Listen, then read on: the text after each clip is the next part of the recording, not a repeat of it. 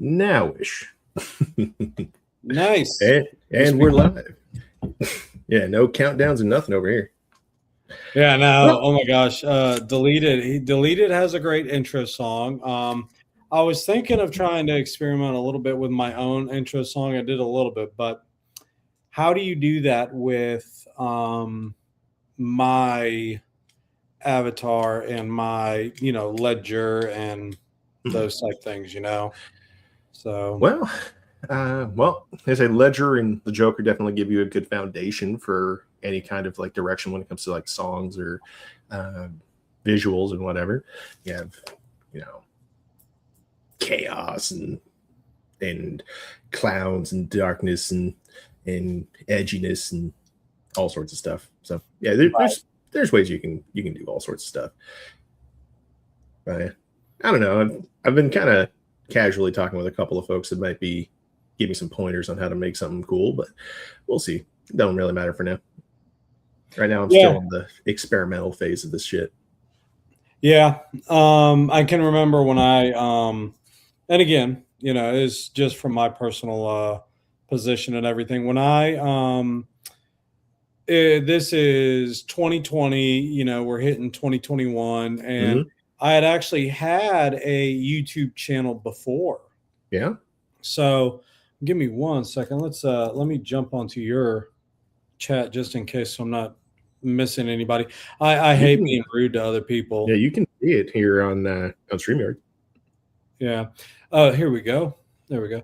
Yeah, no, we'll honor you. And but yeah, I definitely would love to do that. We got Proctify, and you are growing, dude. I'm trying. So yeah, when I first began, so we're in, I had a channel before. Now the channel that I had originally was just basically, if we want to go back to the X and Twitter, is basically taking videos, retweeting them, or, doing video edits. And so one of them, this is when YouTube began. Oh, I'm sorry. I just said the taboo word.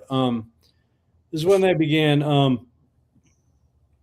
citing different things that they weren't fans of. And so, okay, they took down one of the videos that I had, and this was, Georgia Bulldogs, and, there's a running back that went. And so one of the things I did is that the announcers, there's this one announcer who's thankfully retired, but he would just stick his foot in his mouth all the time. And so he'd make some snotty comment, and, you're hearing the comment. And then sure enough, the team would either do exactly different to what the guy did. And so you would just start, like wanting to shove it back at the announcer, but you can't, because obviously they don't know you exist. And so you're wanting to basically say, yeah, do you see how you stuck your foot in your mouth? So I did a video where it had one of the running backs make a long run against one of the guys. But what the announcer said is, he goes, here's the situation.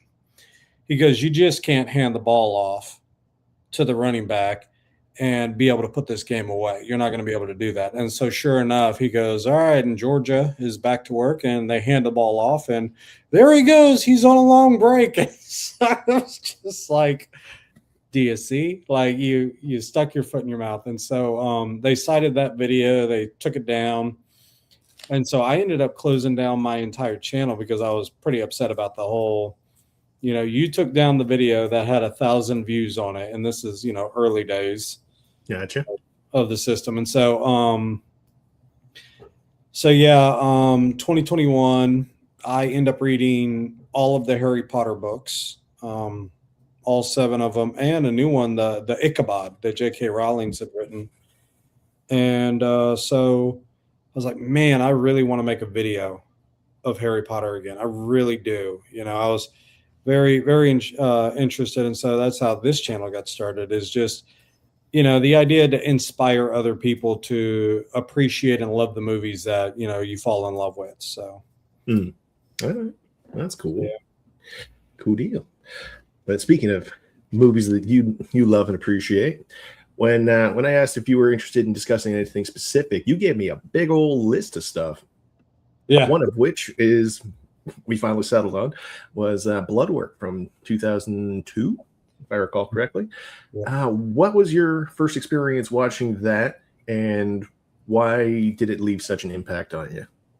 So I was living in Argentina at this time. It was 2001.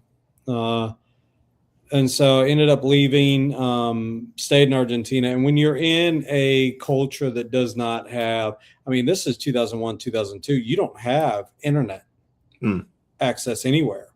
You know, Gotcha. television shows and things are just now getting into the TiVo era, the recording era, the ability to stop play on the television and The be able age to of watch. bootlegs. Yeah, be able to actually watch on your own command, And so in South America, they don't have any of that. And we have, and again, my father was a big fan of Clint Eastwood. I became a big fan of Clint Eastwood. He had a film, In the Line of Fire, I want to say from '94. Okay. He had another one. It's called A Perfect World with Kevin Costner. And so a number of Eastwood's older films after he had left the Westerns and stuff were a lot of mystery based movies. And so we get this one where it's blood work. And I hadn't seen anything on this film. Didn't know anything about it. And so I was like, I'm going to grab this and rent it. That we still had Blockbuster back then. And so I had grabbed the movie, brought it home, did the DVD, and it was intriguing from the start. You get this murder mystery immediately. Eastwood is the lead detective, and yes, you see some of these corny situational dialogues that get dropped, but for the most part, it was great. And so we have this scene where Eastwood gets a heart attack, and then Spoilers. yeah, well, it's at the very start of the movie. Yeah, so Yeah. and so he ends up trying to hurt this serial killer in the process, and from that the whole thing just takes off. And so I'm just like, okay, I'm gripped by this. And so it called to me due to the fact that I love the reveal. I love the subtleness of it. I like how the mystery was created. I like a small amount of jump scares that it had. I love the fact that they slowly reveal extra clues to demonstrate that there's a purpose behind it, And so I think Eastwood did a great job on it. And I actually understood afterwards, what took place to have a number of people not be major fans of the film itself, although it was done really well. So, Yeah, I was definitely intrigued by the premise after reading the basic synopsis. Fun fact for you: I am a big old fan of cryptography. Sorry. no, And, yeah. not what you told me to watch. No, just kidding. Well, no, fun fact for you. I know you're a teacher, but I've actually done presentations on the topic. Yeah, And no, I yeah. absolutely. Oh, sorry. And so yeah, I said I was initially very intrigued by the premise, and it really, this has the potential to scratch a really particular itch that I really like, and I was curious to see why it wasn't really like as well known as a lot of Eastwood's other films, like stuff like The Mule, which came out more recently. I haven't even seen it, but I know like it's quite popular, or at least very memorable, because Clint Eastwood at the age of like 80 gets involved in 2 threesomes throughout the movie, which is just insane, but whatever. So what'd you find out about blood work? Well, yes, I got it pulled up right here. Yeah. So let's kind of scroll back to the beginning here. But yeah, I really enjoyed this film. My father and I watched it together. the pacing and everything. I mean, we can get into spoilers eventually, but yeah, I mean, it's a 25-year-old movie now, so Yeah. So yeah, here in the beginning, get like the entrance of Clint Eastwood, looking yeah, all badass and grizzled. yeah. And look at him; he looks so great. He looks like he's still the Secret Service guy. Yep, he's still got that same air of seriousness, and you know, Yeah, he's looking mighty there. Heartbreak Ridge was another one I really enjoyed. There we go. yeah, we got fucking this guy. I forget his name. He's just a complete jackass throughout the whole film. You don't Yeah, know who Chuck. You don't know who Chuck Taylor is. he's a great actor. Really enjoyed him. So yeah, him being a douche the entire time was great. Yeah. But yeah, then we get the code. Now, I actually paused on this one for about 10 minutes to kind of ponder over it. And as you can tell, it's a very simple, very short code. But it's definitely not like an alphanumeric sequence. And I tried playing with some of the like numbers in relation to the letters above, specifically the ones that are capitalized versus the ones that aren't. Right. And again, after 10 minutes, no pattern arose. But as in all forensic things, sometimes it's not the information that it gives you that's the most important. It's the info they don't give you. Yeah. And had you caught it before it was revealed? Mm-hmm. By the time we get that second big clue, I'd already put it all together. Yeah, that's really good. So did you discover who it was before? Yeah, I figured it out like 30 minutes in. Oh, so yeah. I really want to say in my first experience, when he spells and then you hear the music play. Hmm. I won't diverge until we get into later on, but yeah, when he spells and then you hear the music play later on, Yeah, and Eastwood is just standing on his boat, and you're just like, oh my gosh, like, and again, these are, I'm still young, I'm still in my teens or whatnot, so I was like, man, I cannot believe that's where, and so I was just enthralled with it. Really, really enjoyed the film. Yeah. Now, as I said, like I was particularly excited by the premise. I really thought there was going to be more codes and stuff to figure out, but Yeah. this is pretty much the only one you get. Yeah. Which is interesting. The Zodiac. Are you a fan of that one? Yeah, that was pretty good.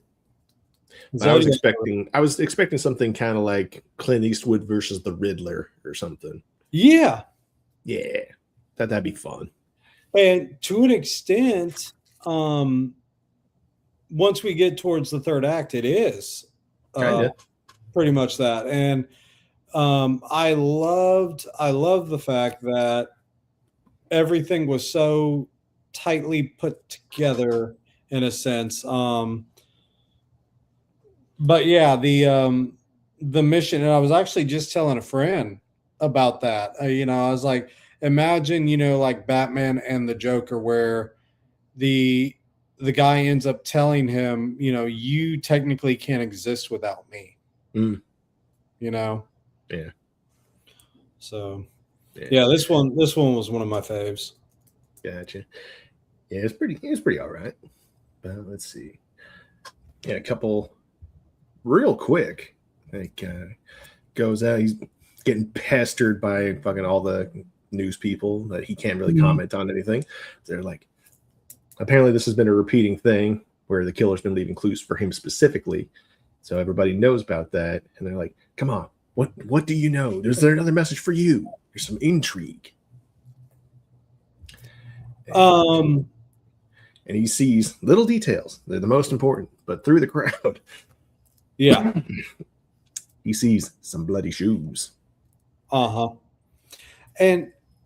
that's something that I actually enjoy that they did not have to over broadcast.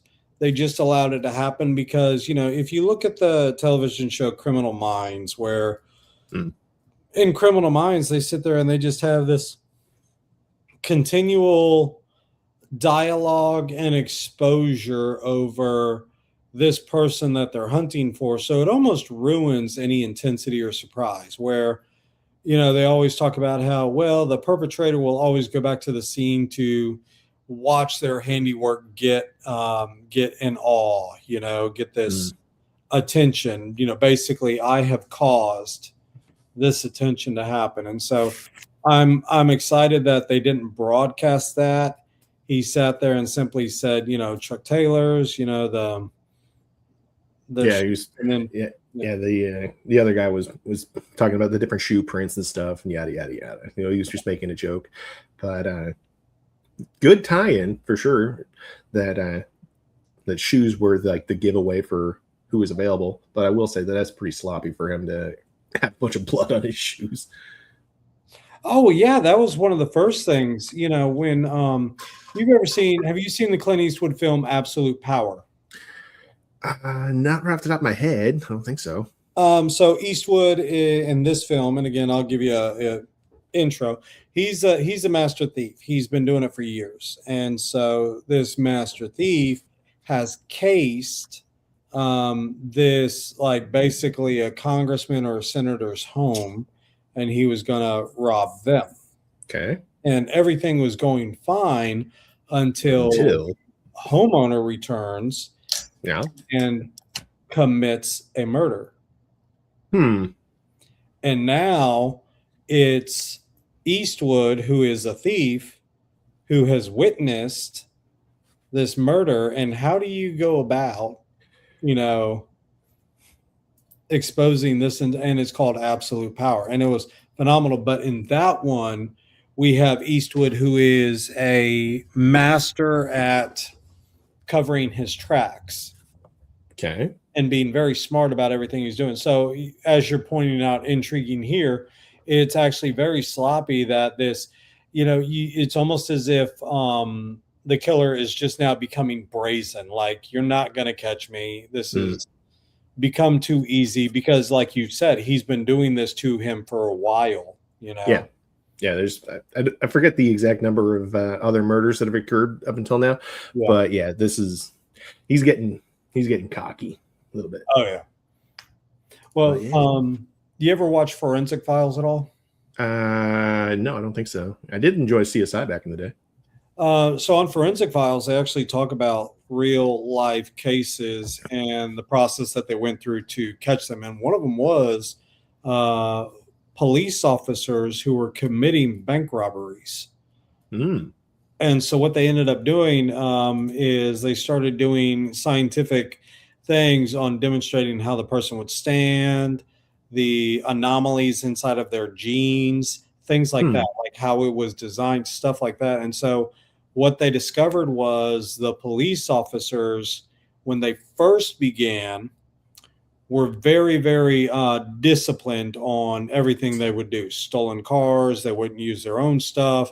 They would hide or destroy whatever stuff that they had on when they were doing the robberies. However, once they started getting to the end of it, they were using their actual own cars. They were using their daily clothes that they would just keep on because it was just like it just became so mundane and normal that the brazenness of it. And so that's why, you know, here with this detail, like you were saying, you know, he's just become so accustomed to it. You know? Well, they say that's a funny thing about human nature is that we're trying to do things in the most efficient ways possible. So when you first start things, you might like over prepare. Yeah. But over time, you might try to round out those corners a little bit and, you know, eventually kind of become less efficient or capable of what you could be doing. But yeah, it's interesting. But no, the history of forensics is fucking wild too. Do you know how blood splatter analysis first started? No. I'm vaguely familiar. Well, you wouldn't forget this one. So there's a crazy German guy way back in the day. I forget the exact year, but for whatever reason, he decided that he was going to take some rabbits, put them in a room or like a corner of a room, put up some paper up on the walls, and just bludgeon them to death with bats, and just kept the paper. It says he was like, "This is art, and one day it will be recognized." I don't know about art, but people eventually collected those things and were like, we might be able to like reverse engineer the patterns to figure out what the fuck happened, and thus blood splatter analysis was born. And this is how Ed Gaines became who he was. No, I'm just kidding. So bad. Yeah. But anyway, that is amazing. Yeah, that's a wild bit of history. But yeah, he sees him, and immediately the chase is on. Yeah, for several minutes they're just running around, and helicopters chasing after him to try to keep track. But Clint Eastwood's the only one there. But he's an old man. He's kind of running like an old man do. Here we go. Yep. Guy gets over the fence, and just as he got a hold of him, he's took off his shoe, and age caught up to him. He had a heart attack right there. End of the movie. He died. Sad day. His angel found. No, I'm just kidding. Yep. 7-minute movie. Very efficient. Look at that. That right there is just, it's so ominous and surreal to have the person right there in the grips, and you can't do anything about it because you're divided. Yeah, like the guy's right there. But again, the guy's getting a little cocky, and he just starts blasting. And successfully nails him once, even though this would be like highly illegal, especially for like FBI or law enforcement. He just wanted to get the guy, and he didn't know if he's going to survive or not.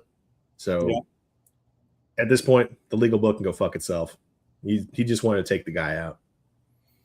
I mean, he's reliving his Dirty Harry days, you know. No, I'm talking about the character, not the actor. No, I know. He's like, let's just do this. Let's get it done. Right. Let's just end this madness. Find someone who has cancer and let. No, I'm just kidding. That's horrible. Horrible. Yeah.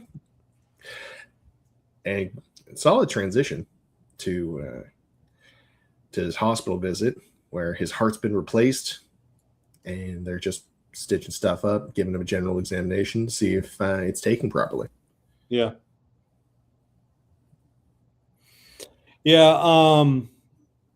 This honestly, I'm very happy that they actually put this in as the start, because it kind of covers and hides the explanation behind everything.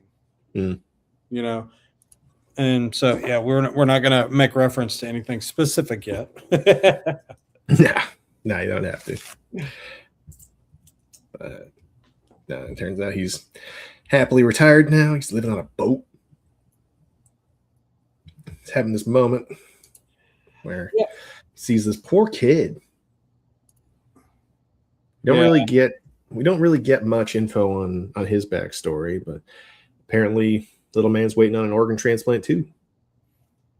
Yeah, and you can see it's just like it's taken a cost, and so it's like the price, you know. Yeah, there's nothing worse than seeing your kid like that. Okay. But yeah, it is very true to life how they set that up. Right off the bat, they show you how vulnerable he is. But let's see if we can get a decent look at it. That scar on his torso is fucking massive. Yeah.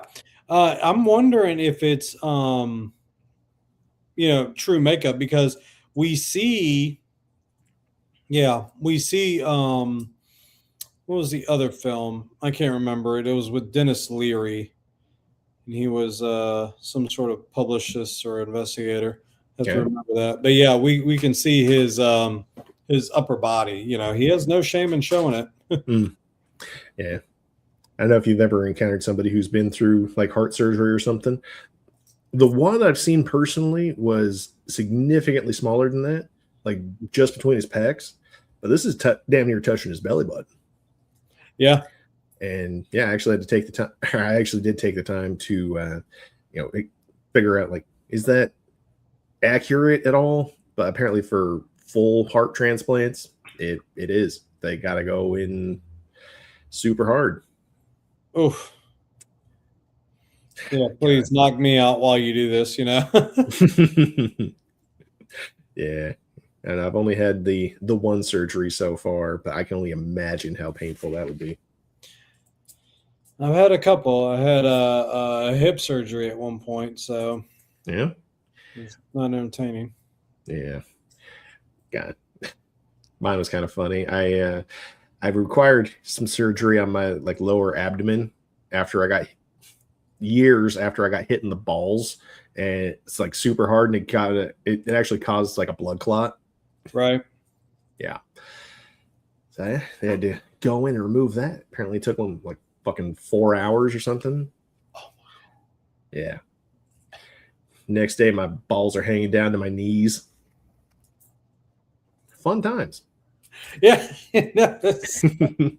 How enjoyable. Indeed. You ever wonder what they look like without wrinkles? I got photos. Oh my gosh, dude.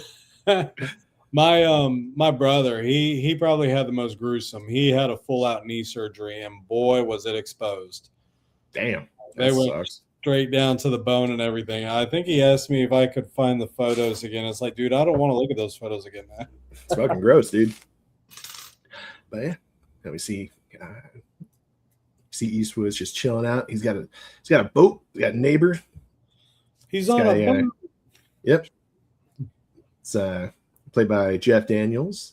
This guy, they just call him Buddy for most of it. Forget what he's got a funny first name. I think it's like Javier or something. Yeah. But yeah, he's just chilling. As long as my old man keeps sending those checks, I'll just be a boat bum. And to be quite honest, I mean, if you can own a boat and then just pay for the harbor fee, I mean, it's a good way to go. It's not horrible. Yeah, I used to have a buddy who lived on a boat. That was pretty cool. But definitely not for me. Well, yeah, I mean, you'd want to be able to have access to Wi-Fi, TV. You're going to have to go off the boat to go and actually get a number of things. So Yeah. Also, God forbid the whole fucking house sinks and everything I own is gone. Yeah. Yeah. But no, this is how he wants to live his life, and now he's got a visitor. Lovely lady, Garciella, I believe.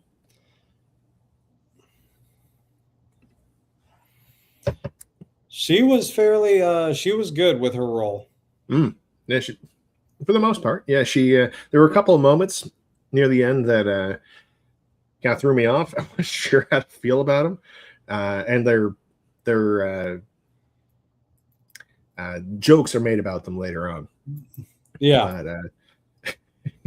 But for the most part, I think her performance is pretty solid.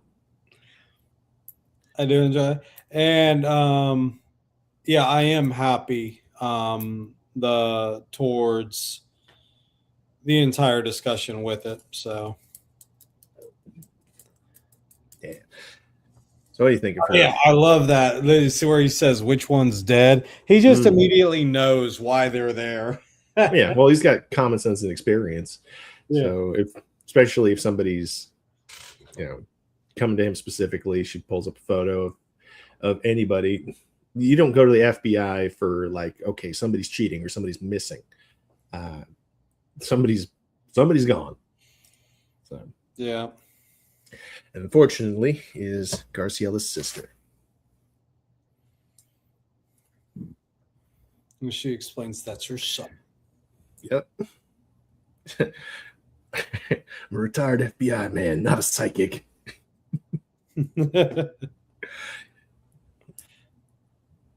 Yeah, his common sense, straightforward, no BS. I love Matt Damon's story about him and Damon asking, "Hey, could I get another chance on this?" And he goes, "Why? You want to waste everybody's time?"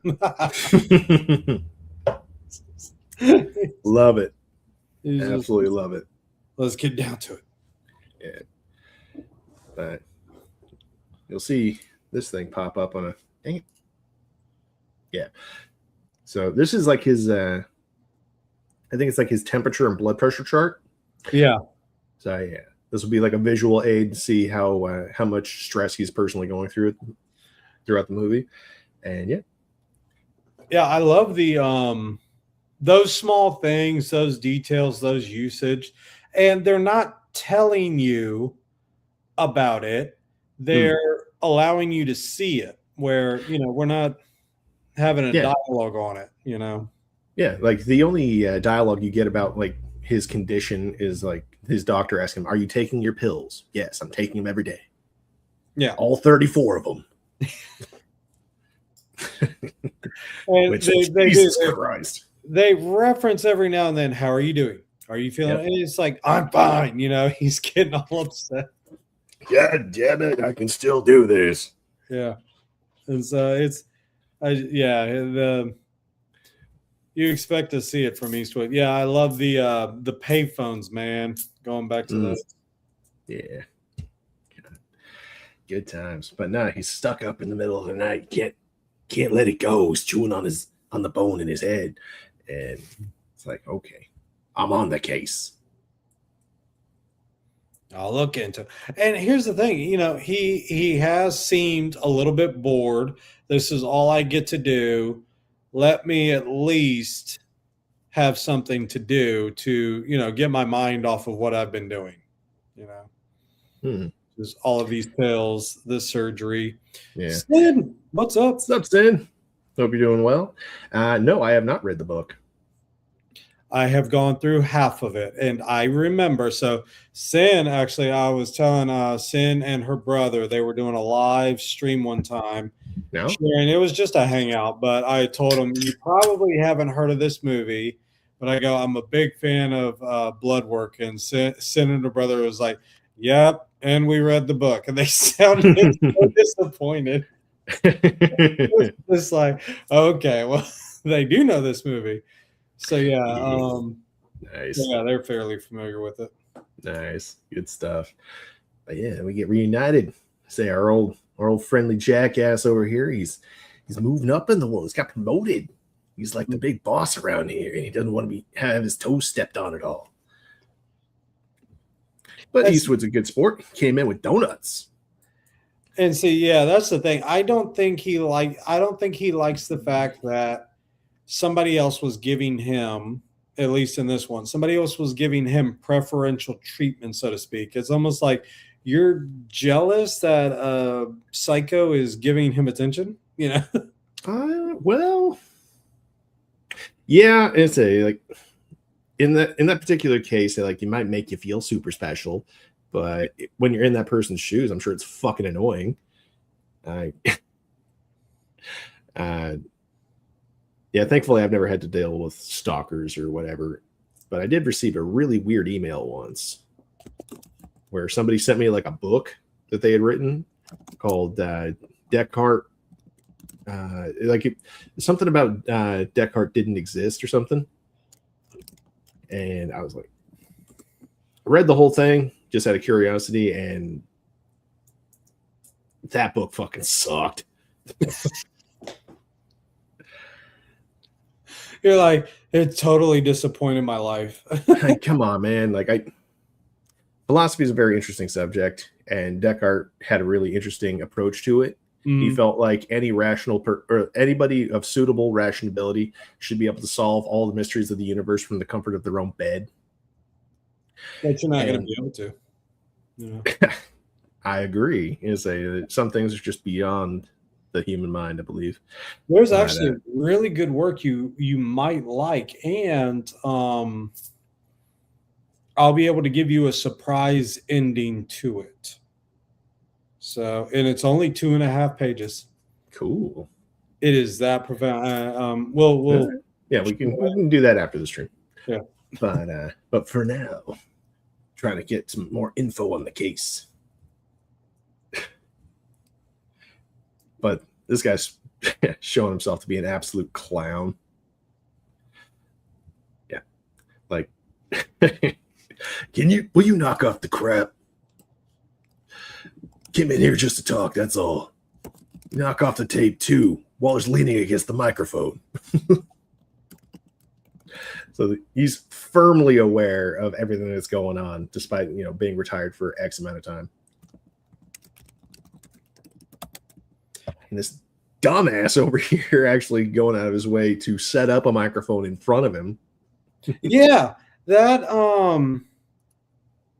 it was almost as it's like, dude, he was on your team. It's almost like a douche move for you to try and get him cornered or in trouble in some way, shape, or form. Well, like, he is technically, like, he's in a position where he shouldn't be he shouldn't have any access to insider info. Like, right. He's not a member of the team. He's not investigating. He's not even a private investigator. And so, yeah, he definitely doesn't have access to any of this info. So it should be illegal for him to be there and asking for it at all. Right. So, yeah, that's what they're basically trying to get him on. And fuck, we're going to have to speed through this. We're half 36 minutes into the show. We're only 16 minutes in. Goddamn. We can go. Okay. But yeah, I wasn't a fan of how he was treated. And again, that was the guy's character, is to be a jerk. Yeah, he's pure douche through and through. So what do you want? Yeah, he's just looking for some info. And he gets to see the tape.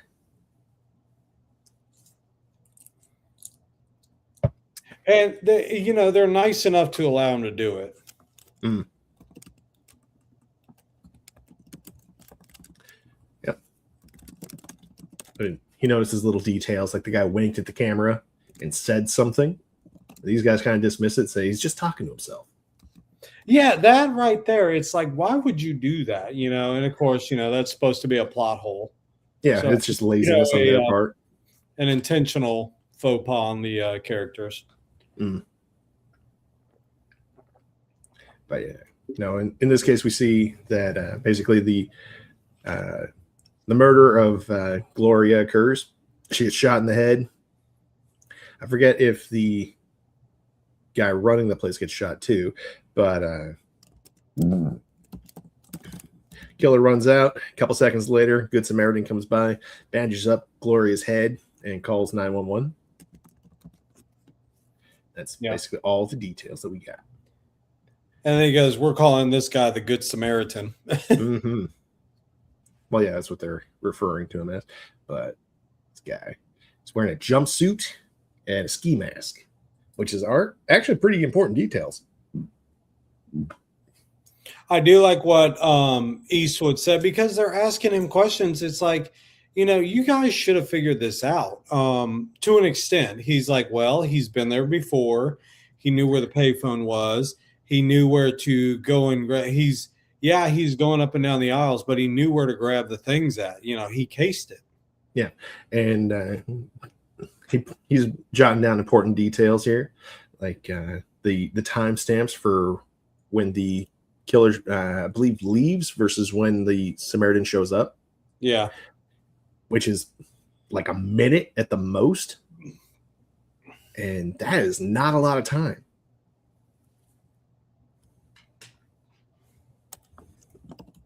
But yeah, very important stuff. But yeah, then he goes and has a chat with the business owner herself.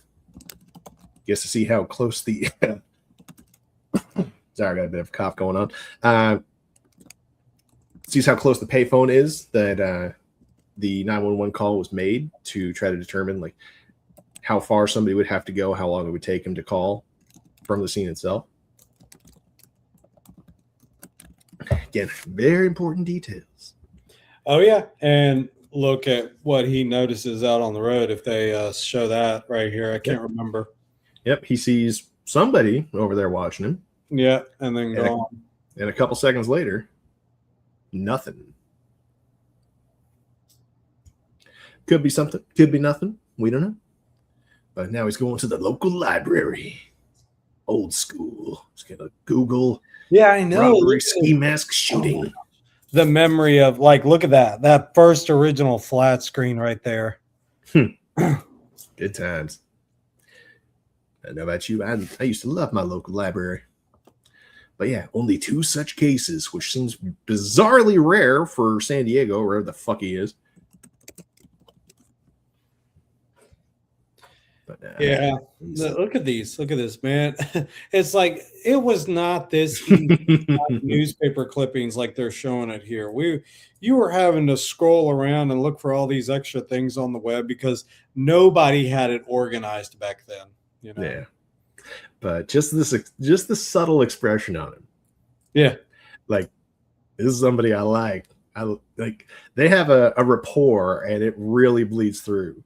Like, they just get each other. And I fucking love every second of their interactions. Oh yeah, especially later on when they're out on the street, redoing stuff. There's some, I don't know if they just like got along super well behind the scenes or something, but like their chemistry was fucking great. A lot of the people that Eastwood uses, he keeps for his films. Yeah. Yeah. Nice. Which makes sense, I suppose. But he's trying to get more info on potential connected cases. So this guy got murdered in an ATM. Again, very similar setup. Guy in a jumpsuit, ski mask. Yeah, this same kind of gun. Intriguing. Yeah. Yeah. Literally blows his head off and takes a look at the camera again. A lot of connecting details here. There's a bit of a pattern going on. And we get some bits of info. There was a witness that called in, and apparently the ambulance just drove to the wrong spot. And look who it is. I hadn't seen this film in years, but he goes to talk to him here if we jump to that. Yep.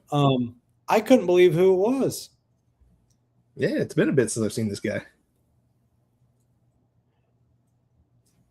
But yeah, here we go. He goes to see him. Now the other show that made him a big star. He was a star at that time, but Suits actually made him a huge star. Cool. Yeah. But yeah, he's just your typical super smart computer nerd guy. He's a little he's very impatient. He just kind of wants to focus on his stuff. Like your typical. Seems like every episode of fucking Law and Order, they always talk to a guy who's like moving boxes or whatever, and he's just just want to get back to work, guys. I know there was a murder involved, but I got shit to do. Yeah. And this guy just seems to want to end the conversation. Makes him a bit suspect. It was that way to an extent, but his annoyance with the ambulance and everybody else, I think, was more of a helpful indicator for the audience rather than a deterrent. I say, well, it gives you the 2 options.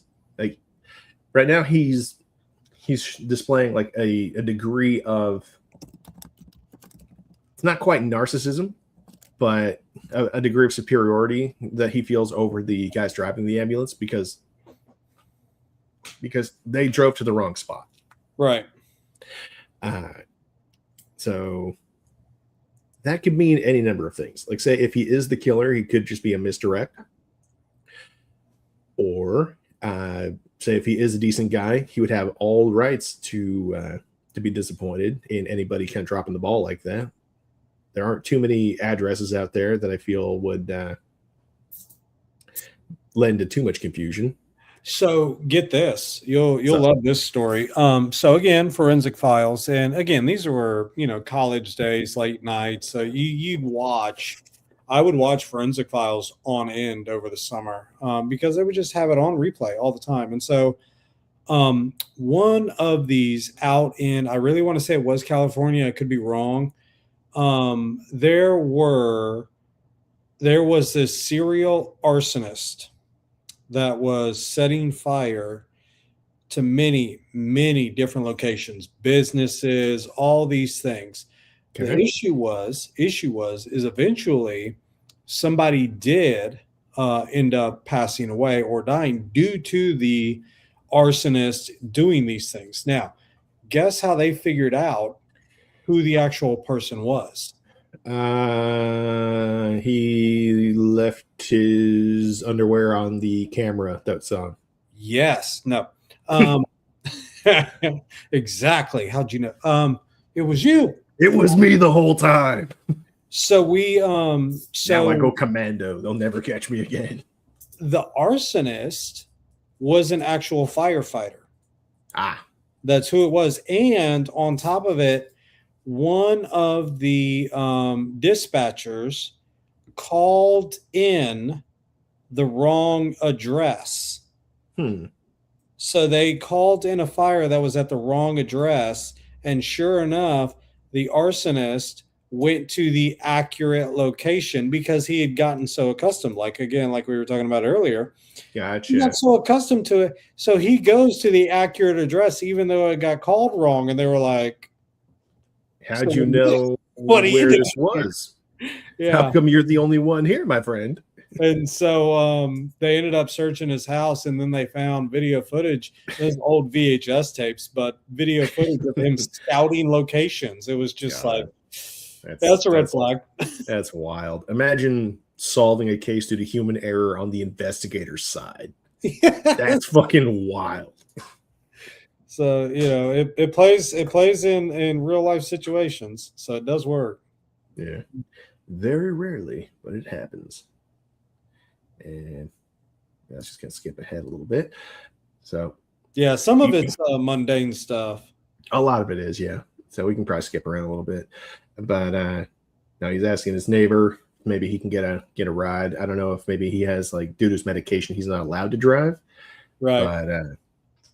But yeah, he just needs somebody to drive around. And yeah. So gets there. There's shit going up. And yeah, it looks like he's suffering from night terrors or something. Yep. Dreaming of getting taken out by the guy that got away. And yeah, they're getting some details on his donor. Apparently Gloria had passed away the day he got his heart. Mm-hmm. So, and that's why her sister actually came by to try to solicit his services because he would be extra invested. And yeah, he feels like it's fate or his personal duty to see through this whole thing. And actually his doctor's pretty pissed because of the extra stress on a freshly implanted heart. She's like, no, you know how to be pragmatic. Just respectfully say, no, I'm not on the case. I'm retired. But he's like, I gotta do it. And this is a little bit Hollywood leniency. It would be nearly impossible to figure out who the donors were. For sure. Or who received their organs or whatever.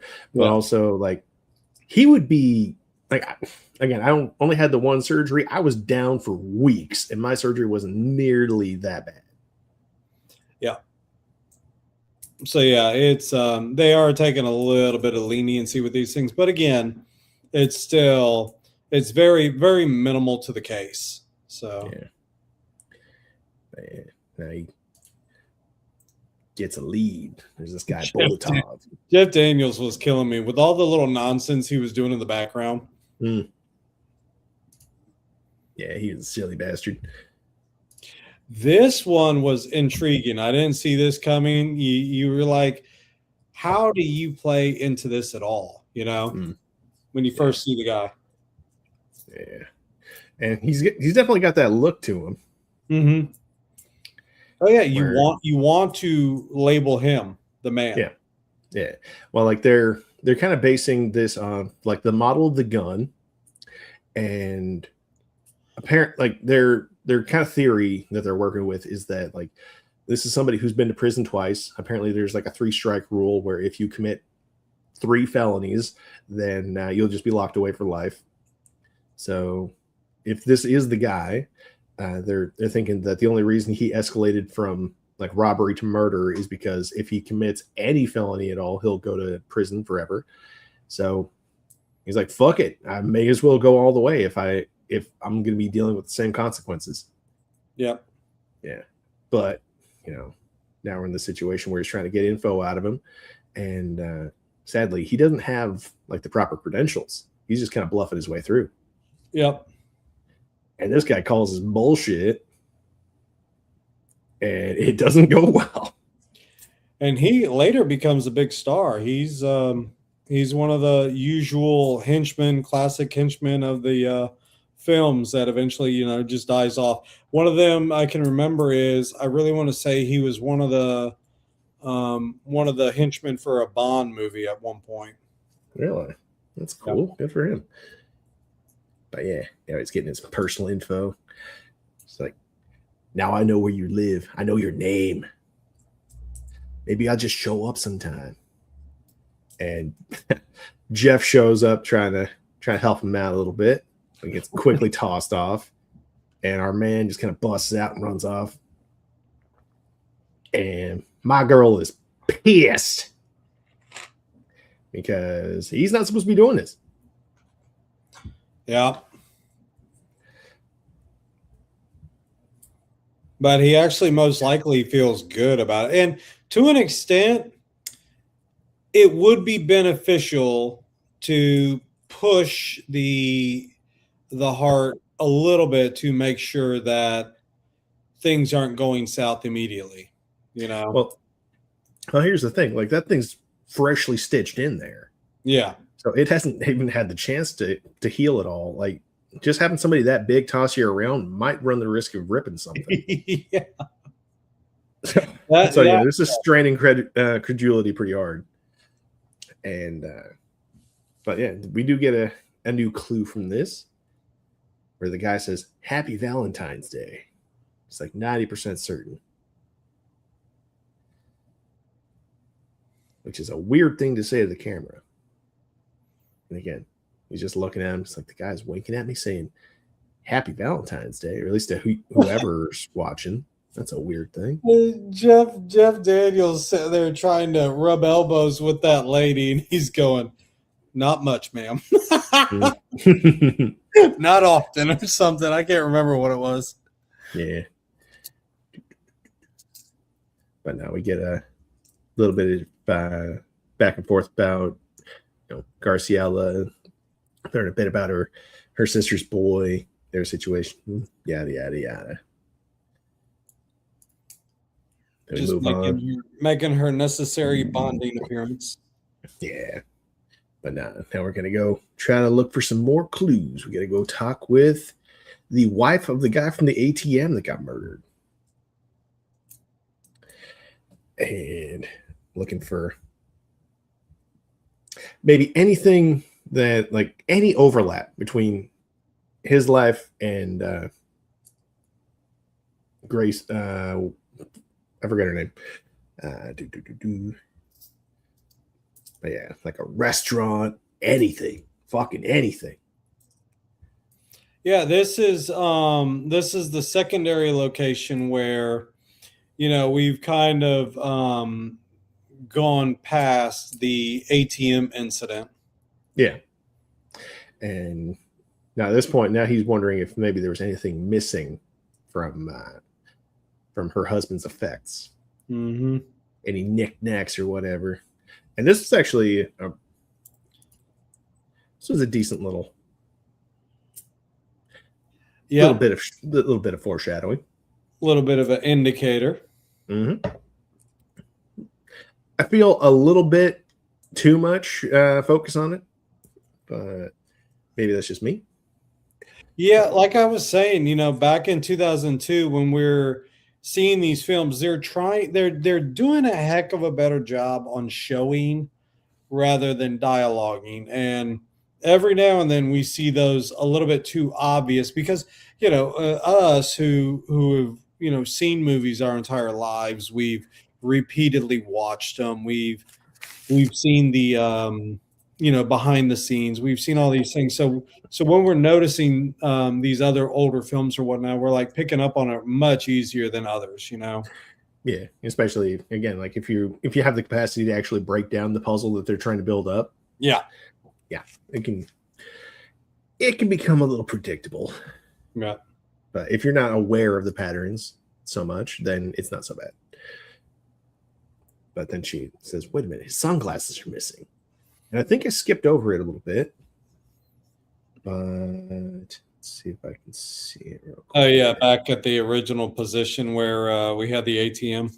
Yeah.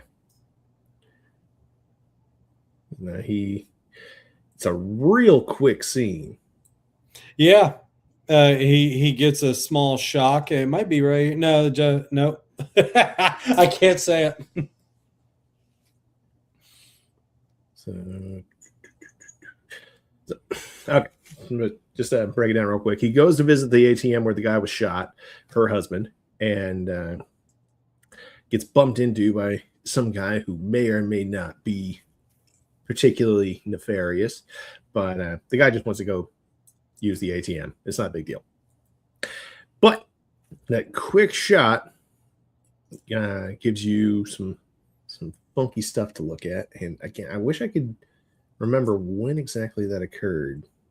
Oh, it was before the hiring. Before the hiring. Could have sworn. Yeah, well, I don't know. I only saw the movie the one time yesterday. Yeah, there it is. Around these. Because he was doing the cab, went to the library. Pretty sure it was immediately after the library, but I could be wrong. Maybe. Yeah. Because he gets the info, goes to the library, then goes to the location. Then goes to this guy. Yeah. Then he goes to the location. Okay. Yeah.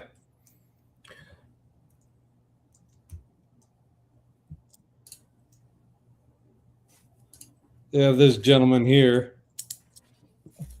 Now, was a couple streams ago with Kyle. He gave me some pointers on how to spot fake beards, and I'm pretty sure this one is.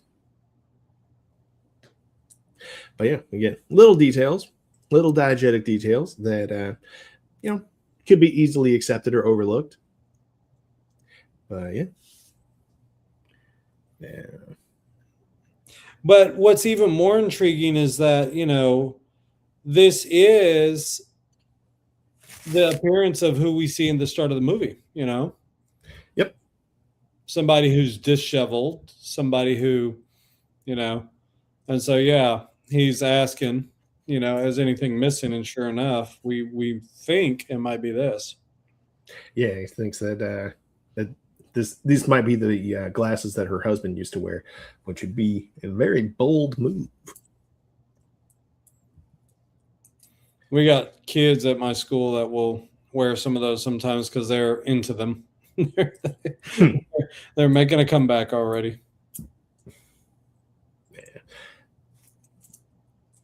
But then we get word that the cops have found Bolotov. Unfortunately, not so good. Yeah, what ended up happening again? It's been a second. I immediately forgot, but so apparently Bolotov was found at basically like the borderline between like North and South police jurisdiction. He is found with a bullet in his head and an empty round or a spare round in his mouth, just kind of loose in there. But they also found the sunglasses and the cross that Clint Eastwood is looking for. And that's the thing. You're like, okay. However, the big clue that was hitting with me, and this is what I took from it. The guy was forgettable to an extent. is why is this person in between jurisdictions? That sounds like intelligent. Yeah, well, it's definitely a level of info that most people wouldn't have, Right. and or at least not enough that people would be taking advantage of. But yeah, then we got the clues that Clint Eastwood is looking for, which doesn't quite make sense, at least not off the top of my head, because of who the killer actually is, and just he was out driving around. He was driving Clint the whole time. I don't know how the fuck he managed to pull this off, just timing wise. You destroyed it. You're welcome. But yeah, then we got Jeff actually sneaking in behind the behind the tape and looking super squeamish. He's basically just like your stoner roommate or somebody the whole fucking time. Yeah, we'll have to discuss. I do have a theory on how it worked. So I didn't catch this line when I watched it yesterday, where what's his face is yelling at Clint Eastwood, "Go get yourself a dick transplant." Yeah. Yeah. Sorry. But yeah, as soon as I saw this, I was able to put it together. Yeah. So when he had said that, yeah, and then when we have things so when he had spelled it, I was like, yeah, Jasper, Javier. That's a weird way of saying it. And then, yeah, Jasper. And then the other scene where he told him he's gonna have the check for him. So yeah. But now if we recall the code off the top of my head, it was 903 472 568. Yep. And his name is No One. So yeah, do you remember when we were sitting there discussing and you said, well, here comes Graciela or whoever the woman, right? Her. Yeah. See, he was spending a little bit of time with her. I think that's when he took advantage. Because there is a gap in between there. That's a lot to get done in a really short amount of time, I feel.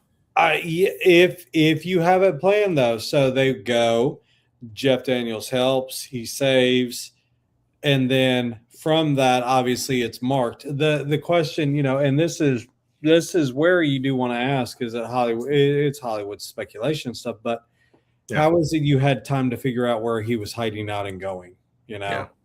It's not like you have all-knowing power of where the guy's at. Right. I'll just skip ahead a little bit. So, we're getting an update on basically Clint's condition. This was a great one. Yeah, it's pretty all right.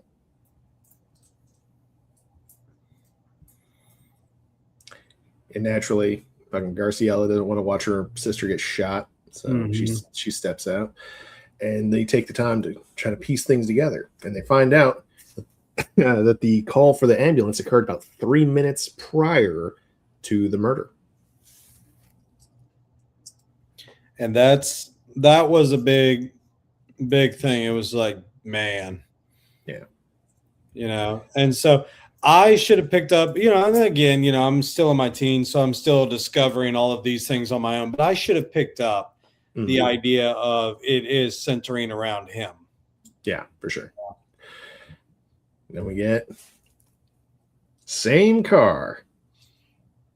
This is the best. This that you were talking about. Yep. This is Clint Eastwood doing his thing, just having some fun. It's before it happened, get off my lawn. Right. And she's a bit concerned he's running around with a shotgun. I know who this guy is, but he's going down. We have a quick tense bit back and forth, but the guy does kind of get away.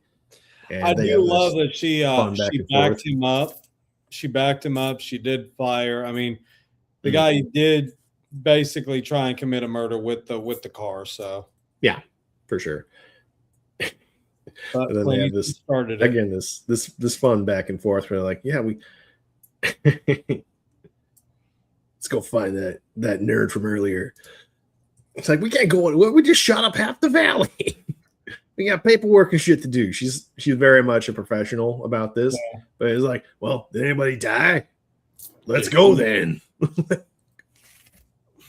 No one's dead. No harm, no foul. We're good.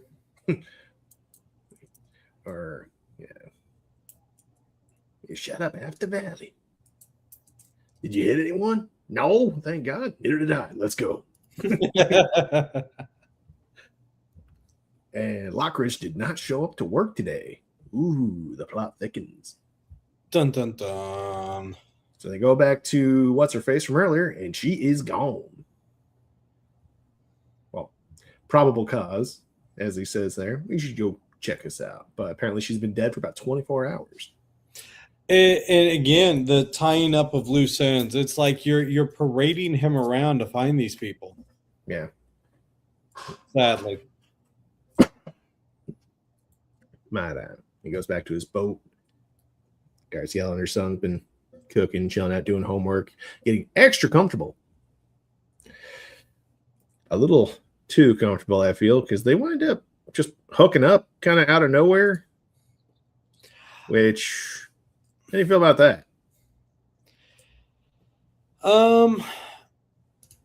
I wasn't meditating too much on it until Daniels brings it up later. Yeah, so he does make spoilers, but yeah, he does make a joke about it later. Yeah, because this is kind of a weird thing to do. You spoiled it first. You spoiled it. I did not. Well, he's driving him around. It's like, yeah, okay. Let's just skip. But yeah, I wasn't meditating on this.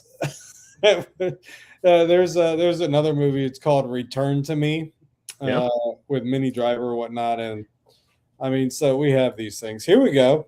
Yeah. Did you accurately predict it? 903-472? Yep. Yep, I got it right. I'm good with numbers.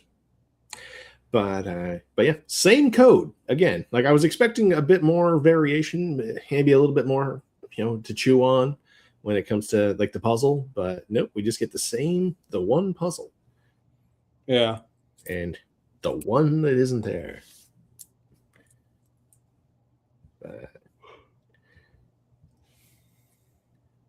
But then he pulls off this silly trick.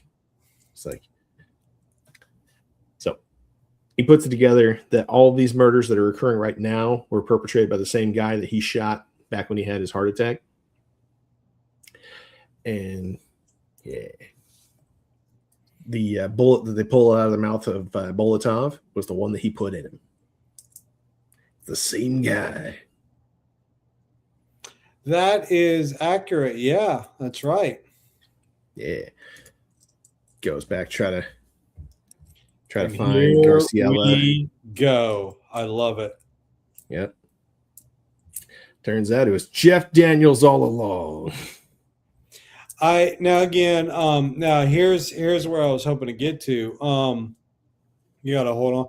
But sadly, and this is why I bring up 2002 and me being in Argentina for 2001, is because apparently they did like a behind the scenes with this film for TV and people watched it. And sadly, the behind the scenes revealed who the whodunit was. And so it's just like, oh, so you just destroyed. So again, it did not do amazingly well at the box office. And it still gets a good score, but it got ruined by a number of people, and that's what hurt the process. It directly hurt the film. So yeah. But now then we get the big confrontation here. Trying to figure out what exactly has been going on this whole time. Why is he going for him specifically? And he has this kind of generic, like Joker, Batman approach to everything. Yeah, where He's like, come on, man. We're just like we our existence gives each other meaning. Yeah. And it I was hoping for more. I'm not gonna lie. So what were you really wanting to see through it? Like, I was hoping for a bit more to his motivation rather than just like, this is fun. You give my life meaning because it's entertaining. And well, think about it. He's no longer relevant. If McCaleb is sidelined and McCaleb is retired, now who does Daniels go to? well, he's got a whole fucking Yeah. branch of the government he can go after. But you got a lot of people that, he's enthralled by him. Yeah, you're my guy. We all have that special someone in our lives. Yeah. Apparently his is an old man. But yeah, I suppose we can kind of speed through the rest of this. It's all kind of comes together pretty straightforward. It's basically just like he has kidnapped Garciela and her son, taken him to a third location where only he is aware of. Right. Clint basically strong arms him into taking him there. They have a back and forth. And yeah, confrontation is pretty much. It was pretty ingenious where he brought them, though. He brought them out to a generic ship and locked them. I mean, it's what are you going to do? Yeah, it's pretty all right. But yeah, to like a sunken barge or ship, just scheduled for demolition a week from now. Question is, how do you find that information out? Well, apparently, info is not exactly a hard thing for him to get a hold of. Yeah, I know. He always seemed to magically knew information. So yeah, it's a little contrived there, I feel. Yeah. Like, unless he's some super hacker or whatever, like I can't imagine how easy it would be to get a hold of info, like the number of people who are organ donors with X blood type. Like, that'd probably be a pain in the ass. Well, here's the other thing is like, and this is what I don't like about modern day films is, and we can get into this with Anamorph, but what I don't like about modern day films is the fact that, and Anamorph does not do this, but they try to explain way too much how someone gets a hold of something rather than just allowing it to go and not answering the question. Here, this film does well. Yes, we notice it now that, you're getting a hold of way too much information. But again, in some way, shape, or form, he was most likely closely monitoring however he could as to McCaleb's condition, getting a hold of the chart somehow, whatever that is, Yeah. So. Yeah. But as I said, we gotta have this back and forth here on the boat. He's got himself an assault rifle. Yeah, it's always funny how they have those available in California, even though it's a horribly weapons banned location. Of course. But yeah, another kind of crazy back and forth. It's like he successfully gets Garciela and her son on his boat, and they kind of back away. But Jeff Daniels is on there, apparently. Yeah, you should have known that. I mean, that should have been his first location that he would head to. Maybe. But then she crashes his boat into the other boat. And yeah, it's pretty much done.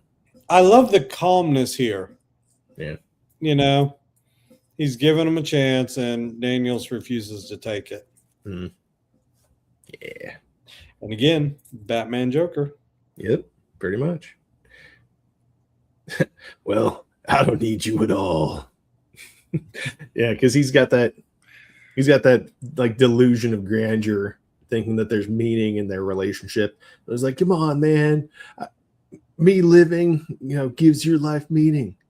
Like, we need each other. And see, that's a projection.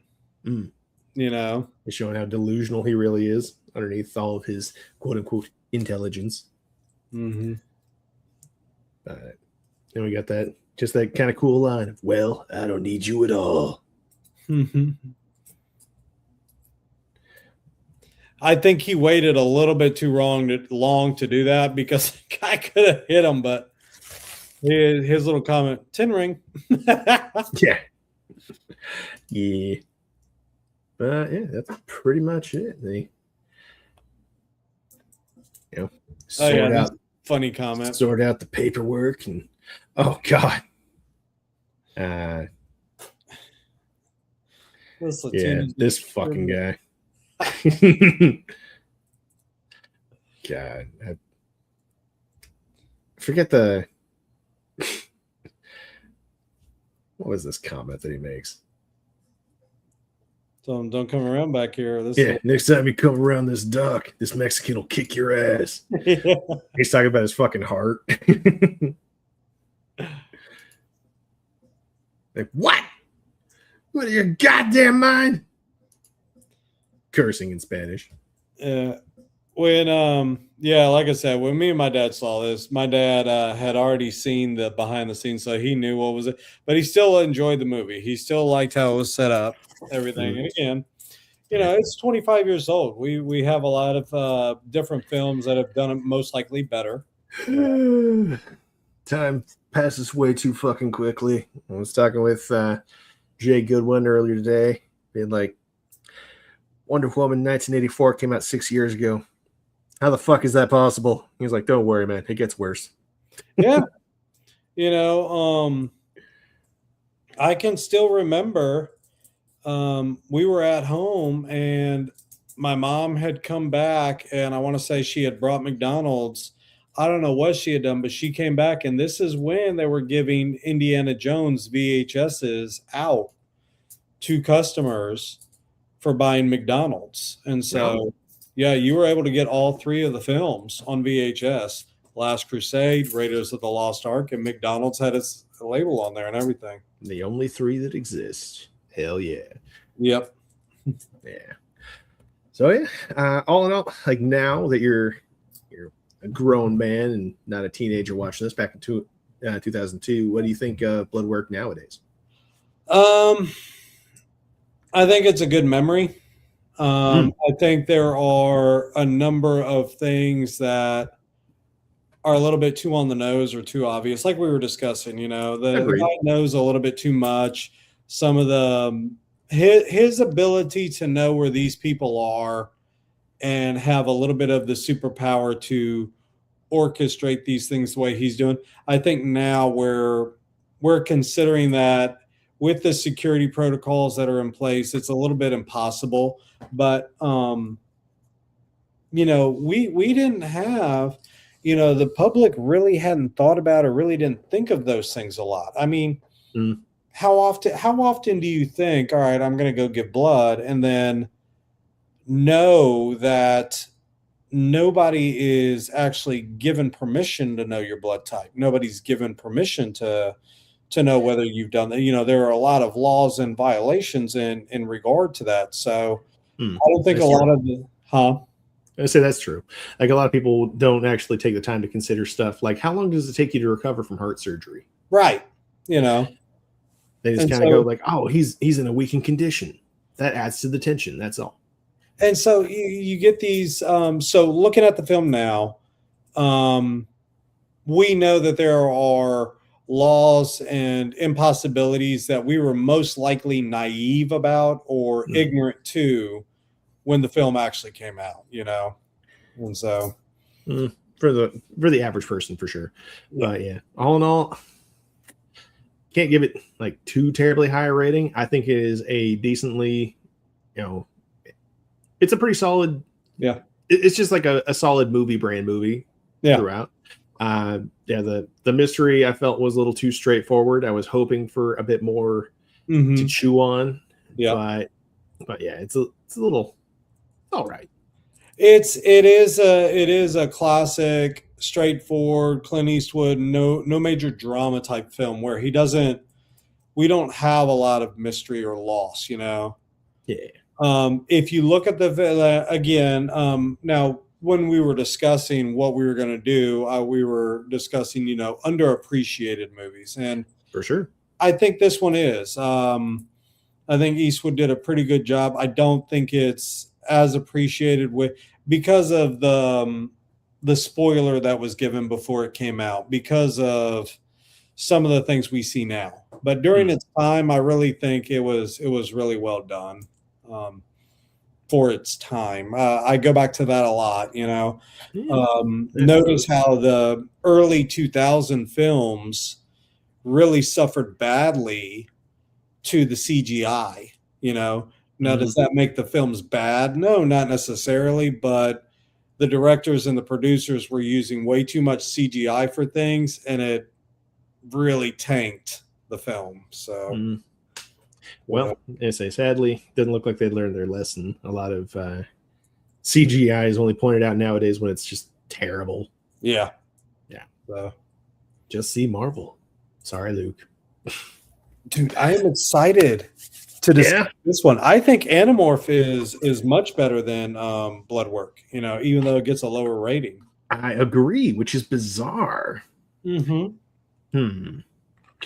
Yeah, we can kind of get into why maybe the rating might be a little low later. But what were you? I have a theory, so yeah. Okay, so what were you expecting initially? What are your non-spoilery thoughts? I really want to say I went into it not looking at any trailer. I read the synopsis, and I was hoping it would be like 7 to an extent. Okay. And to a degree, it almost is. Because we do have the different, crime scenes and setups and stuff like that, but they don't focus on individual victims so much as they do individual methodologies. Yeah. Like the setups are very like hyper specific. Mm-hmm. And like for this particular killer to pull off the shit that he does, like he would have to be just an absolute Renaissance man. That's one of the ideas that we can get into later on the scoring. Yeah. So we can get into this. Let's see. I think Willem Dafoe does an amazing job with it. Indeed. But Willem Dafoe never disappoints. And so I managed to find this free copy on YouTube, but we are going to have to deal with some Russian subtitles underneath the English subtitles. But this one shouldn't be too terribly long to get through, just because like there's not a lot between the scenes that it really hyper focuses on. Starts off, we get a little bit background on Willem Dafoe's character and a particular victim that really deals a lot with, or is like a major linchpin of the plot. It's a lady, I believe her name is, it's either Sandy or Crystal. I think it's Sandy. Crystal. Yeah. Get to apparently he pulled her out of the water. She was a potential victim that sadly didn't make it. And we get a lot of like crime scene photos in the start of it. Yeah. And this is the end result of a very specific type of killer. Calls himself Uncle Eddie for some reason. Yeah, a weird one. Who has a propensity for, killing his victims in very particular ways and leaving little messages. But he always writes the word dead on all of his victims.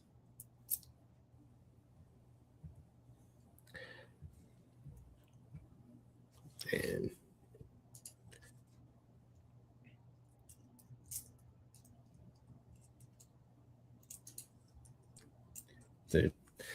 the way things kind of change or kind of morph into each other throughout the intro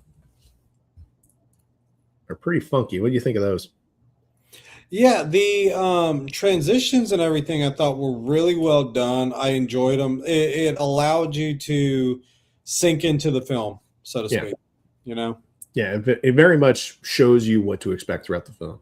Yeah, it kind of hypnotizes you, let you sink in, and you're kind of like the intro said, I found him like this in his dreams or whatnot, or left him in his dreams. Yeah. That's kind of what they're pushing you into, which is good. Yeah. So like the first victim had the message next to him, like, this is how I found him. Yeah. This one said, as the day they were born. Yeah. All these, and again, you're thinking, okay, we got some. I really did enjoy this film. This was a good one. I'm glad you like it.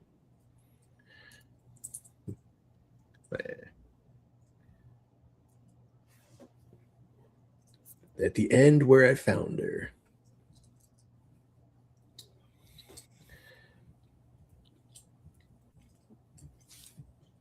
Yeah. Oh, yeah. These folks kind of stumble upon the first victim. Yeah, that was in my head. I'm thinking, okay, how was the killer planning for them to be found? And probably by him leaving the door open was the enjoyment or the mystery of when will they find it? Yeah. And can I jump straight into Willem Dafoe giving a lecture, saying like, basically when it comes to like psychologically profiling any potential serial killer, limit yourself specifically to the details that they leave behind. Do not try to get into their head. Do not like try to don't try to develop like a parasocial relationship with them or try to understand them. Yeah. Like on a person-to-person basis. Just limit your because there are certain details that like we might assume when it comes to anything interpersonal, like a lot of those details that we feel allow us to understand like the inner machinations of a person, we will never fully know. Right. So just don't even try. It's only going to drive you nuts. Don't do it. And on top of it, the person who you are psychologically following after most likely themselves does not fully understand or know what they're actually trying to communicate. Yeah. So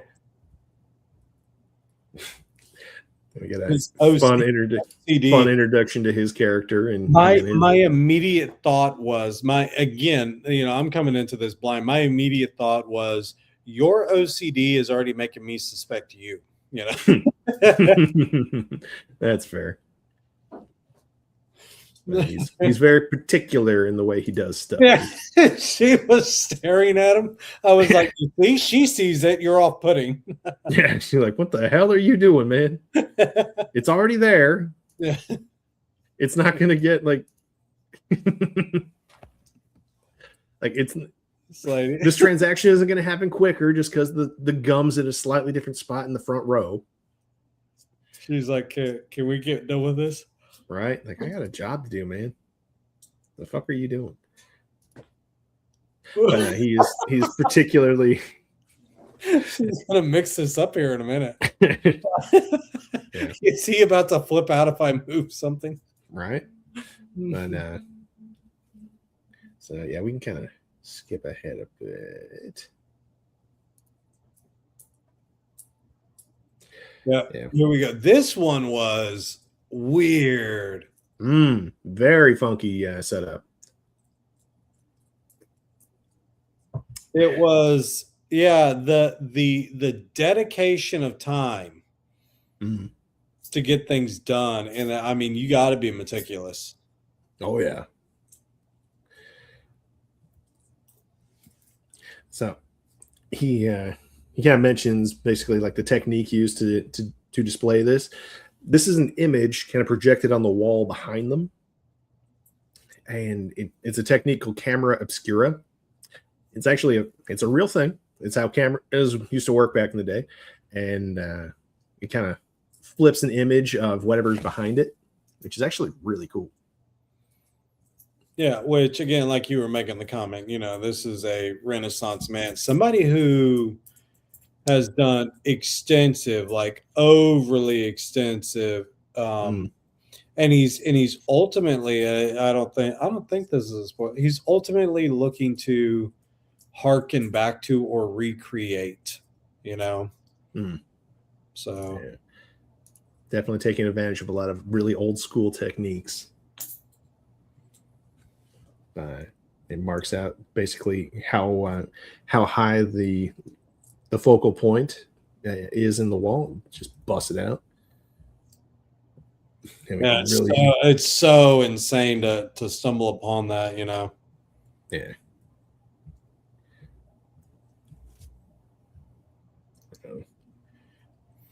So yeah, I was drawn in immediately with that. That was intriguing. Yeah, I kind of get. Again, a bit of his OCD. He has a very tactile approach to this chair. Yeah, yeah, yeah. He has some weird obsession with chairs. It's a yeah, I'll try and think of it later, but it is somewhat of a prestigious, I guess, a position type thing. But like the guy he's buying chairs from later on, like some of these things are like 300 years old. Yeah, which is wild. And this is apparently a close friend of the victim that he pulled out of the water in the very intro. He should have paid attention closer. Yeah, I think this is Sandy, if I recall correctly. Yeah. Yeah, she's so she is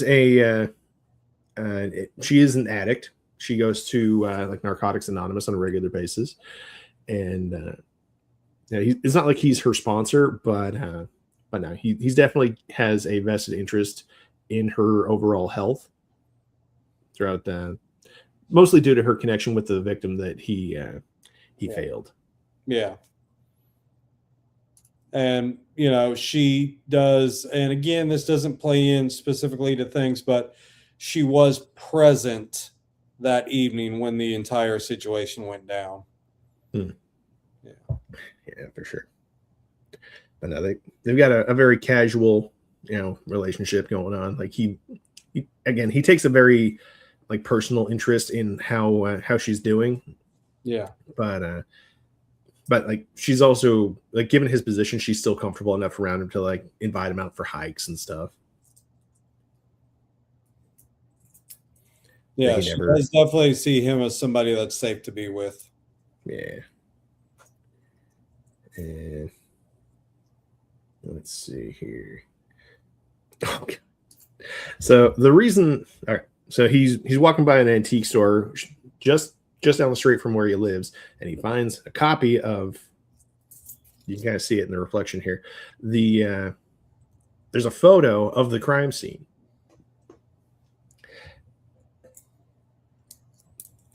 And that's just like insane. When I saw that, I was like, "Oh boy!" And then when you see the art dealer here, you're like, "Is it you?" So, actually, fun fact for you. Okay, let's see if I can get a good shot of him. Yeah. He's a wrestler. That's my man. That's Mick Foley. Yeah, he's a wrestler. I loved it when I recognized him. I was like, no way. Yeah, he's been in a number of movies. This is actually the only reason I was aware this movie existed. Really? Because they played a couple of commercials for it back in the day. I used to watch it all the time. Yeah, I liked his character. What is it, half man, half dog or whatnot? He always had a mask at one point. Mankind? Yeah, Mankind. There you go. Yeah. No, that was I fucking love him. Like completely just a side tangent. There was a promo that he cut in TNA like a couple years after this, where Mick Foley interviews Cactus Jack.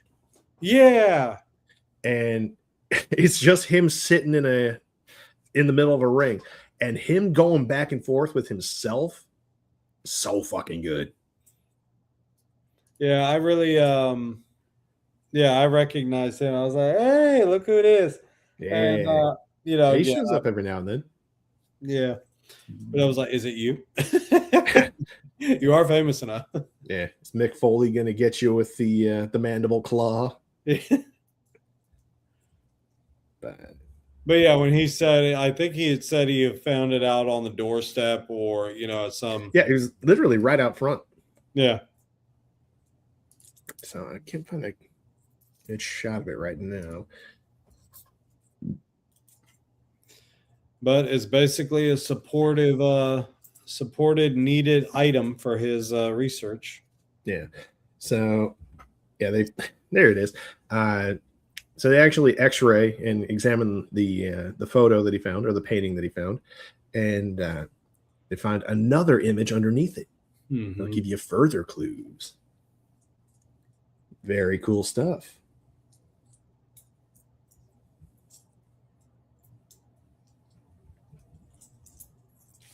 Okay. But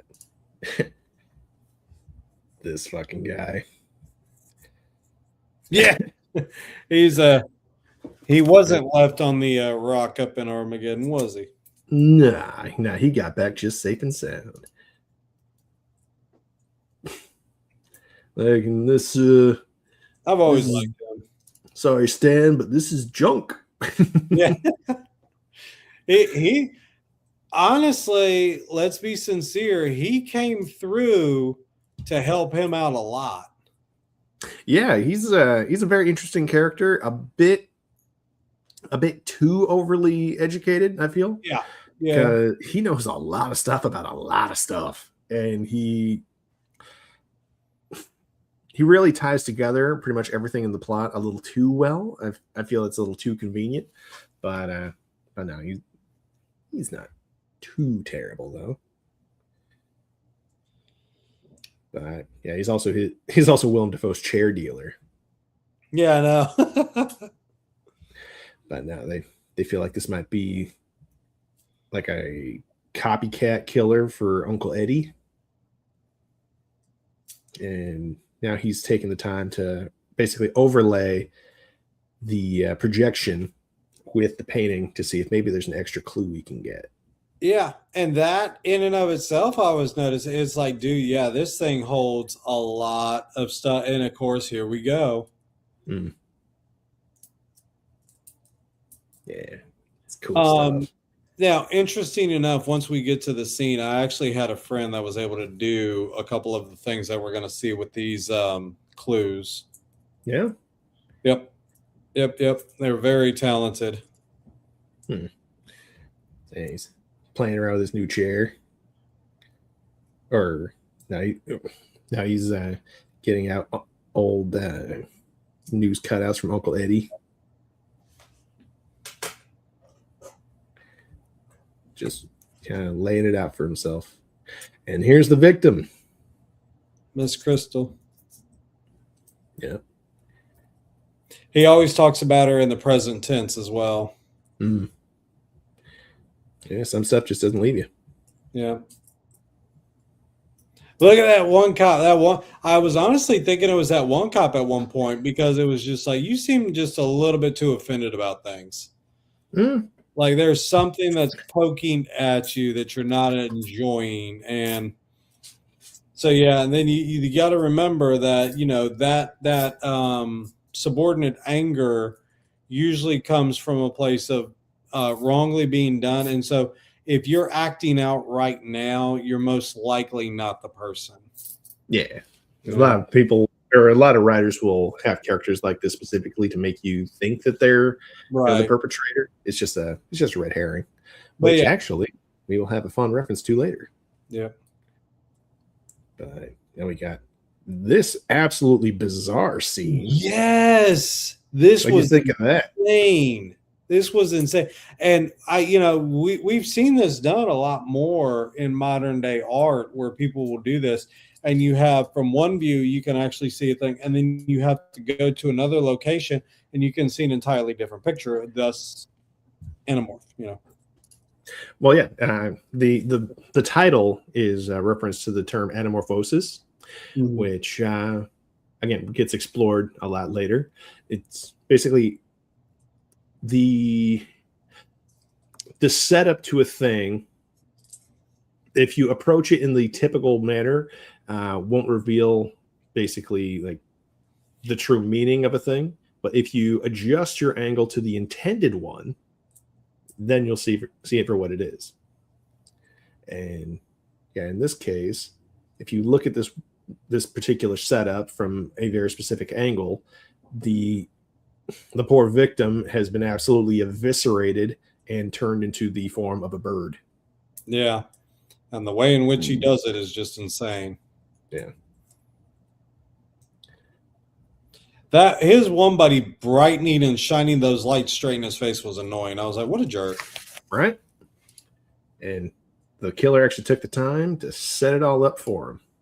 Yeah, that was when I saw that, it was like, okay, that's mysterious, but also it's almost like he's insulting him, like right here, you know. Well, a little bit, but in this case, like kind of like the pinhole thing from earlier, it's only going to work if you look at it from a very specific place. And sadly, if other people aren't as educated as yourself, you kind of got to lead them a certain way. And look at that. That's just, oh my gosh. Yeah. What do you think of that? The insanity of it was just crazy. You imagine taking the time to actually do that. It was like, boy, you've been busy. Like, you're not even worried about whether he's following your clues right now. You know? Yep. This is just a leisure activity. Yeah, then we see the poor victim again, just absolutely destroyed. The human jigsaw. Yeah, that's what he said. Yeah. Let's see here.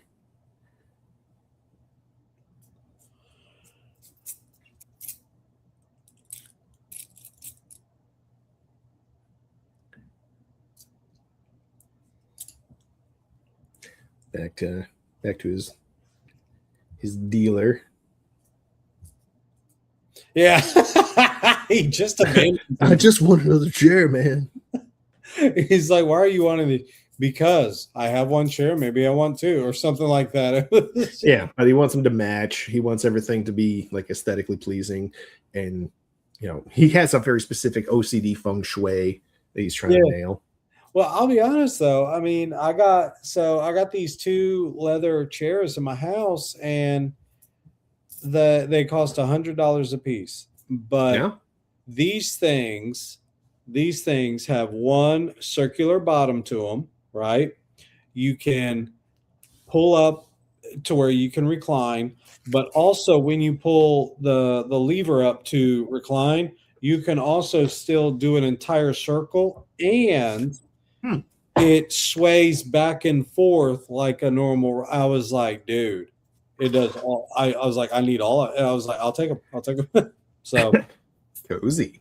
I can see his point. I can see his point to wanting something to give that prestigious look inside of his home, you know, for him to enjoy, you know. Yeah. But now, just like earlier in Bloodwork, he suspects there's somebody following him. This right here is something I'd be interested in commenting on. Yeah. Once we get to the conclusion. Yeah. Yeah. Well, and like he thinks somebody's following him. He pulls him off to the side. This is just some dude. He grabbed that guy. You're like, oh, sorry. But other guy's just booking it. You know, Willem Dafoe's on the cheese. Dafoe really was intending, like he was very very determined here. Very much.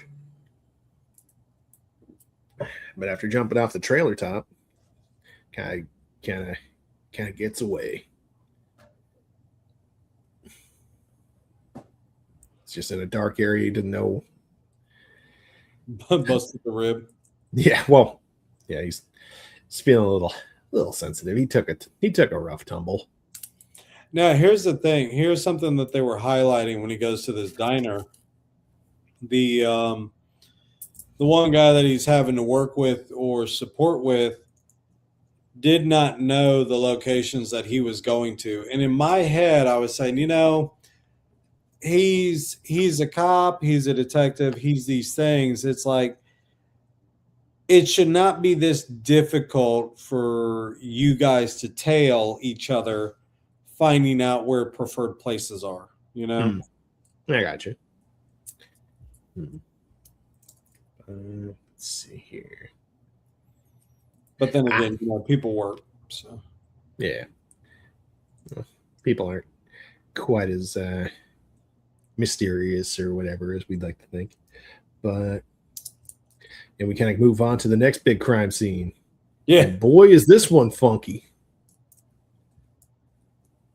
Yeah, and this is what's giving me the vibe for Seven, because they are. He's having to follow and he's having to look for these artistic things that we're seeing, and each one has an individual message. Yeah, this thing was, can you believe the way in which he had him do this? Yeah. Now this setup is absolutely ridiculous. Yeah. We have these 3 massive fucking canvases and this arm setup, this series of levers, kind of using a human body as an inkwell, basically. And the thing is, and we jumped over it, but the thing is that this guy was actually in the movie previously, and they were holding a conversation. I might have missed that. Thank you. Yeah. But also, we have this little bitty thing at the base of the series of levers, and apparently that's supposed to be like a guidepost, basically. Yeah, this is an amazing thing on how they used to do these paintings, where you're following a thing. Oh my gosh, this was insane what he was having him do. Yeah, so he actually takes the time to actually complete the painting, basically. But this one kind of kills it a little bit for me, because he's going to need to take that paintbrush on and off like hundreds of times. Yeah, that's what I was not. I wasn't enjoying that part either. I was like, okay, I understand you, but dude, you should have put in there a couple times where he's having to take it out, and even to the point where you might have a disagreement or an argument between police officers for desecrating things. Well, yeah, because you're actively tampering with evidence, and you're actively still abusing like a human corpse. Like, I'll have you pulled up for abusing a corpse, You're desecrating this guy. Yeah. He had his dignity, and then you took it away and smeared it across the wall. The way in which he did this here, I was just like, dude, yeah. that's it's visually impressive, but as far as the writing goes, this is probably the weakest part of the movie. Yeah. But as you see, he's just basically tracing this little image, and everybody's just watching. Yeah, being like, dude, what the fuck are you doing? Yeah, that was just weird. Yeah. And when he's done, he gets an image of himself in pain, which, like, I don't know if you've ever gone to like a wine and painting thing, but you can teach people to basically make things that they wouldn't think themselves to be capable of. This is vaguely along those lines. Yeah. Where he just has to follow the steps and the art will make itself, basically. We had a friend that did that for their birthday. One of the things that they would traditionally do is they would do research on places that would give free things out or available or heavily discounted activities. And so they would spend their entire birthday going and doing all of those. Cool. That's a good idea. As opposed to a bit of a miser, that's one way to do it. But I mean, you research it. You're like, hey, today's my birthday. Y'all said y'all give out free coffee, so can I have one? Okay. Well, I don't know. Going to like a wine and painting thing. Those are kind of fun. I just wish they gave more alcohol. He stopped me at 1. Yeah. You bastards! You said this was a drinking thing. Let's fucking go. So I have a buddy. He was telling me about this. He said I can't remember where it was, but basically what they did was it was like a whatchamacallit, like a round robin, so to speak, of you were supposed to go to one bar, have specific amounts of drinks, and then you would get into like either a bus or a cab, and you're paying for this, and you go to the next one, and you would do the same thing. And by the end of it, you've gone to like 6 different places, and you've had like 12 to 13 different drinks. Nice. I was Like like, a pub crawl. yeah, yeah, pub crawl or whatnot. So pretty much that. So Yeah. Moving on. yeah, this is insane right here. Yeah, the killer painted half of this with a pantograph, and I finished the rest. This is where his friend's like warning him, like he's trying to help him, like get away from this, Right? Like you are getting way too invested in this. Yeah, yeah. Look at his face. He's like, I'm not a fan. I'm definitely not a fan. Because it's implicating you specifically. Yeah, and he's right. It's like soon they're going to start looking at you as a participant and a willing conspirator that joined in, and you've been a secret joiner for this entire time. Yeah, or like maybe not like a correspondent, but definitely like a source of the killer's motivation. Yeah. Yeah. And he brings up this interesting story about Francis Bacon and this painting that was made over Pope Francis, I believe. Now I do have it's a book by Francis Schaeffer, and oh man, the title is blanking on me, but no worries. So the book is basically about how humanity looks for the answer to their existence through all of these things, through the economy, through the arts, through the works, through written works, everything. And so one of them was the art. And what he talked about was an artist who intentionally would paint generic type things, but give the title of the painting vulgarity. And the idea was simply because I have given a title of vulgarity to these paintings, that is what the observer is going to look for. And because the observer is looking into my paintings for the thing that is actually not there, you are now a participant. Okay. Of that interesting gimmick. Yeah. And so I was like, that is lewd, but also like a depth beyond on thinking. I was like, that's pretty distinct. So yeah, well, but it did remind me of this Bacon story when you were talking about it. Yeah. Imagine seeing a painting or a photo of a landscape and it's just titled Pussy Lips. And that was the point that the guy was making. And so what the observer would do is it makes them want to engage. Yeah. Why is it titled that way? And let me look for that process, you know? Yeah. Somewhere in this landscape, there's a vagina and I'm going to find it. It's like the Where's Waldo for the title, you know? Except there's no Waldo. Yeah. Yeah. This, Yeah. And then we learned there's a funky art gallery thing going on. This was hilarious displays. We did skip over the robbery of the house. So yeah. Well, no, we don't learn about the robbery until here because that's his chair in the back. Well, his chair did go missing, and he had asked if the lady downstairs had heard any noises. She was like, "No, we didn't." You know. Then he's like, "This is my chair." Right. And look, it's called fate. Oh boy, you know, it's just rubbing it in his face. Yeah. And like, just mark it as evidence. I'm going to take it. And this fucking guy, I do like how Yeah. his buddy, who doesn't really like him that much, backs him up on this, though. Mm-hmm. But there's a little problem with the subtitles. Jerry is supposed to be spelled Gerri. Yeah. I think it's Harden with an E. Why would that be important? Well, again, if you like cryptography and puzzles and stuff. Yeah, I know. It's But then we got this sculpture of the bird from earlier.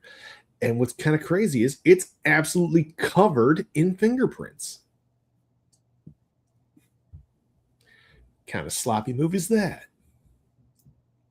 It's going to take a few hours, though. Imagine trying to piece together all those. Pain in the ass. But they track down to a location. And here we find just like a old carnival setup, kind of. But it's called Playland. And in there is a big display. In the middle is a mannequin. On the mannequin's chest is a little name tag says Jerry Harden. That the insult to injury on all of it. Just rubbing it in.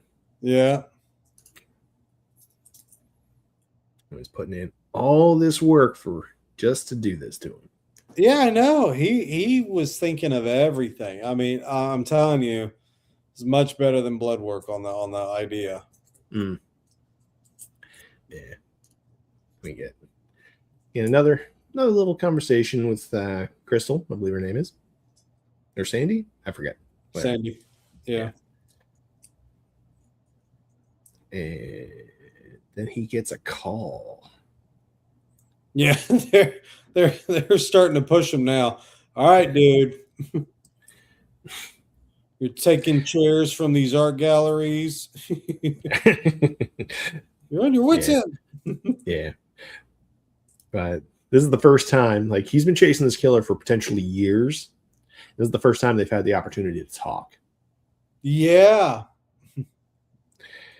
And I think the phrase that he uses is a poison harms. But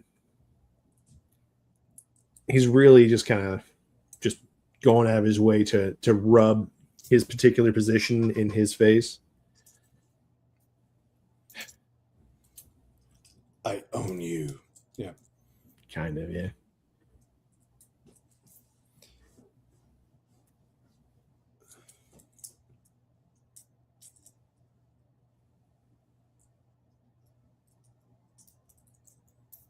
Yeah, he finds these displays of the old crime scene. So he knows 100% this guy is Uncle Eddie. Yeah, he reliving that past. When they were talking about it being a copycat, and Defoe is demonstrating in the back of his mind that he knows it's not. Again, we get that anagram because he learned that the name Jerry Harden is actually an anagram for a red herring or a misdirect. So he starts to think that maybe a poison harms is an anagram for something else. Yep.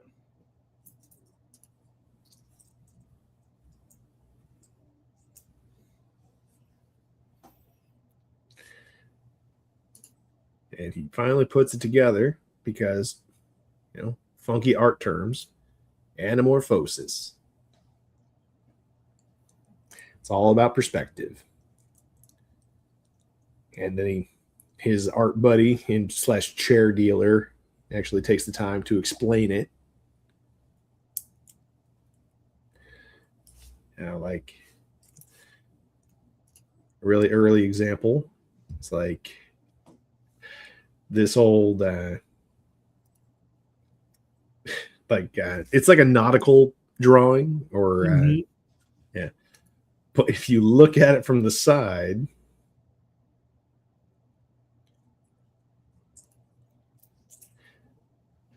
You get an image of just like a peasant guy taking a shit.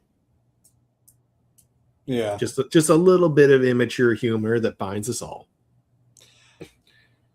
And so I had a friend, this is back in college, and they actually do one of them here as they're going through all of these Anamorphs or whatnot. The friend would actually write or take their pen. Where did I hit? Here it is. And so they would take their pen and they would draw these straight, direct lines, right? Okay. And they would do the ever so slight turns and different things. So when you see it straight ahead, just like a regular sheet of paper, all you would see are just lines. Mm. And it's like, okay, well, why'd you draw that? But you had to turn the paper almost literally on its side and just look at it at the right angle, and you could see the actual message of either thank you or how are you. And the way in which they wrote it, it's fairly ingenious. I was like, that's awesome. So, yeah. Well, if you play with the proportions of any particular object, it's amazing how quickly people will lose track of what it is. Yeah. Yeah, they give you another classic example. This here. Now, I kind of wish I could get it without the fucking Russian subtitles, but it's on the bottom there. Yeah. They will highlight it here in a sec. Yeah, there you go. Yeah. Yeah, this is kind of a really... This little skull that they hide in the painting, in this particular painting, it's so bizarre. It's just like they threw a sticker on somebody else's art. Yeah. It doesn't fit in with anything at all. And it's just it's a bizarre piece of work. But yeah, if you look at it from a specific angle, you can see the skull. You can still see an eye in there that's looking back at you. Yeah. But either way, he's just trying to explain the techniques that that our killer is using, and using specifically to like gloat over Willem Dafoe's character.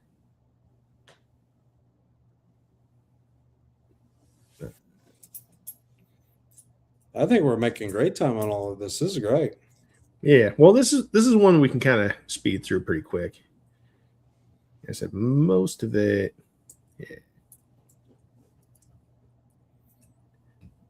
Yeah. She's mad. Who's mad?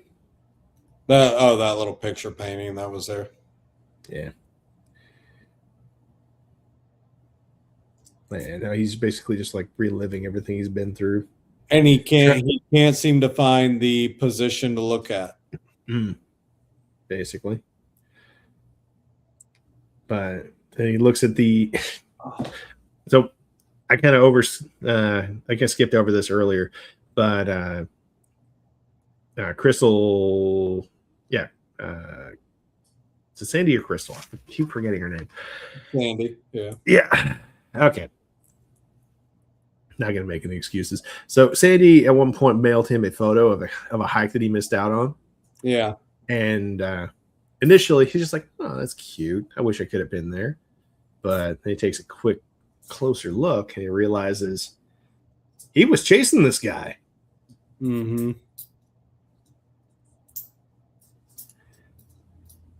That guy from the run earlier. Yeah. Yeah. He didn't get a terribly good look at him, but that's definitely the guy. And that spikes his fucking tension. So he immediately tries to get in touch with Sandy.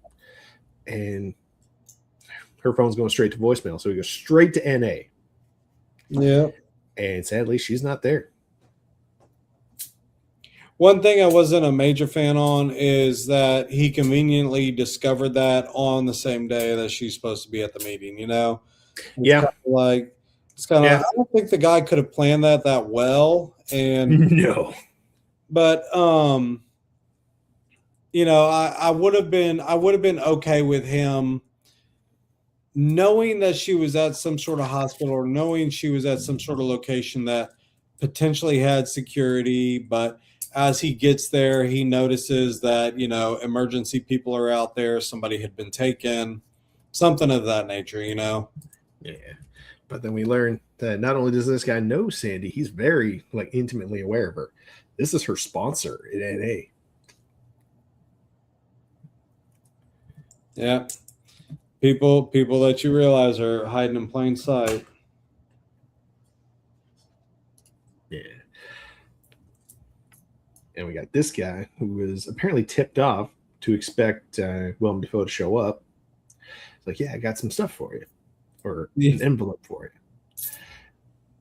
He's got a flip book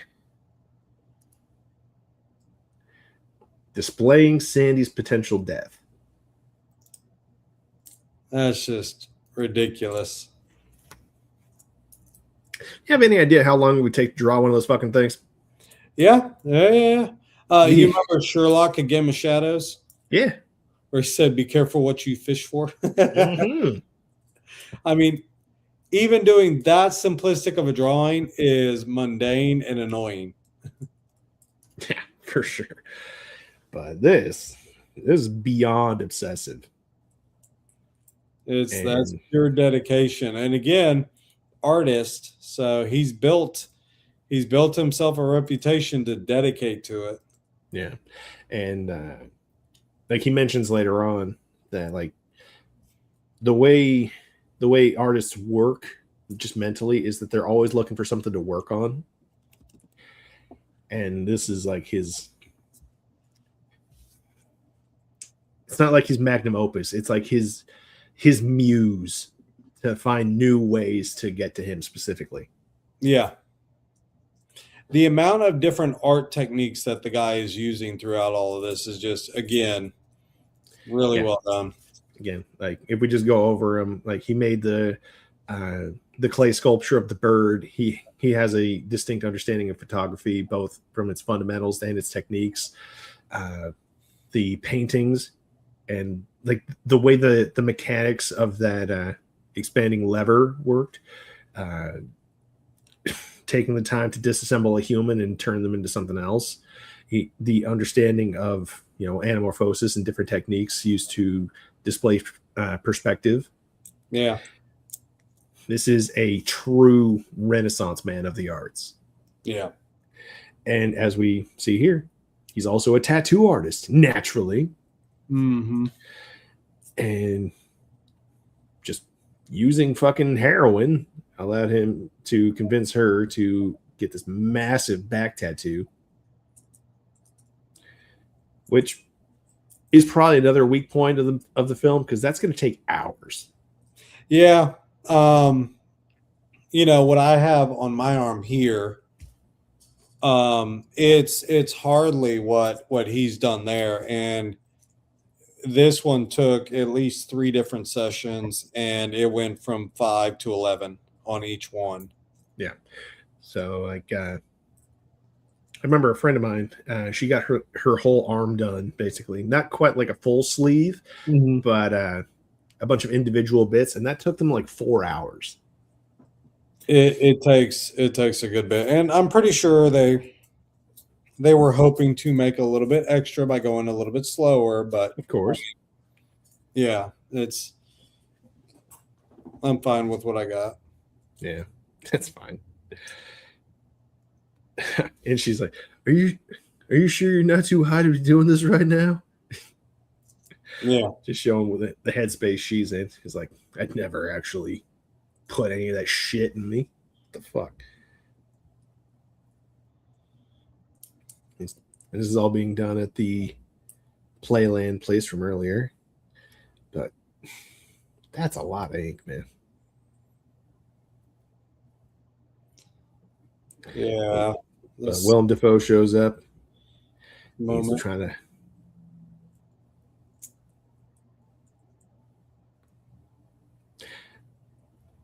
All right. Yeah, he sees the outline of a person behind one of the screens. And he tries to get him. But it's a fucking mannequin. Yeah. And Uncle Eddie gets in on him. successfully shoots him straight in the chest and stabs him in, I presume, the liver area, which my condolences. Yeah. That one's important. Yeah, it is. It fucking sucks. God. But he did manage to get a shot in on Uncle Eddie. And then there's this bit. Now, this, I remember like being first introduced to the idea of anamorphosis through like a science kit using this basic technique. Yeah. And he just kind of stumbles upon it. Yeah, you bend it and you start noticing, hey, that was from the place. Yeah. And so he sees like the way it's displayed in like a regular photograph can be molded into the shape that the killer intended, basically. Yeah. So he starts going through all the case photos bit by bit, looking for anything that might reveal a bit of truth, or maybe give him a clue to the next bit, which is pretty cool. Again, shows you exactly like how far in depth this guy thought into it. Oh yeah, he was committed. Mm.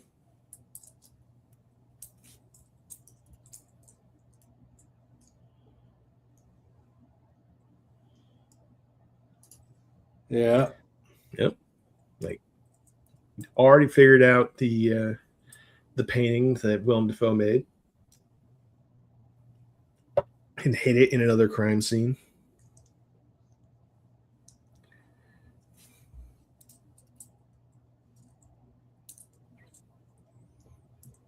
It's masterfully done and organized. Mm. And here we are. And here's the final one. No, yeah, that's the final one. However, let's pretend he found a different order of discovering those. He may Right. have thought, to go there. But again, it's a film. Yeah. So he finds her. She's already dead. Yeah, that stunk. Right? God. And he's just destroyed by it. This person he's been so invested in this whole time is just gone now. Yeah. And you can see just the work left on her. And this should be some raw fucking skin. Well, that, and on top of it, it's like, why did you take so much time to do all of this? And again, here you go. He wants the eyeball. Well, this is telling him exactly where his eye needs to be to see from the perspective he intends. Right. Because he always leaves a clue of basically where to be.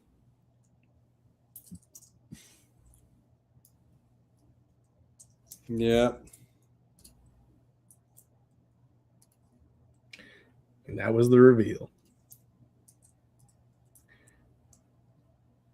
Just wild. Just to tell him. Yep. Just dead. Same MO he used way back in the day. Just reflected on him and telling him that he's going to die in pain. And there's no dialogue left in the film. So sadly, we get the Russians fucking telling us who to dedicate.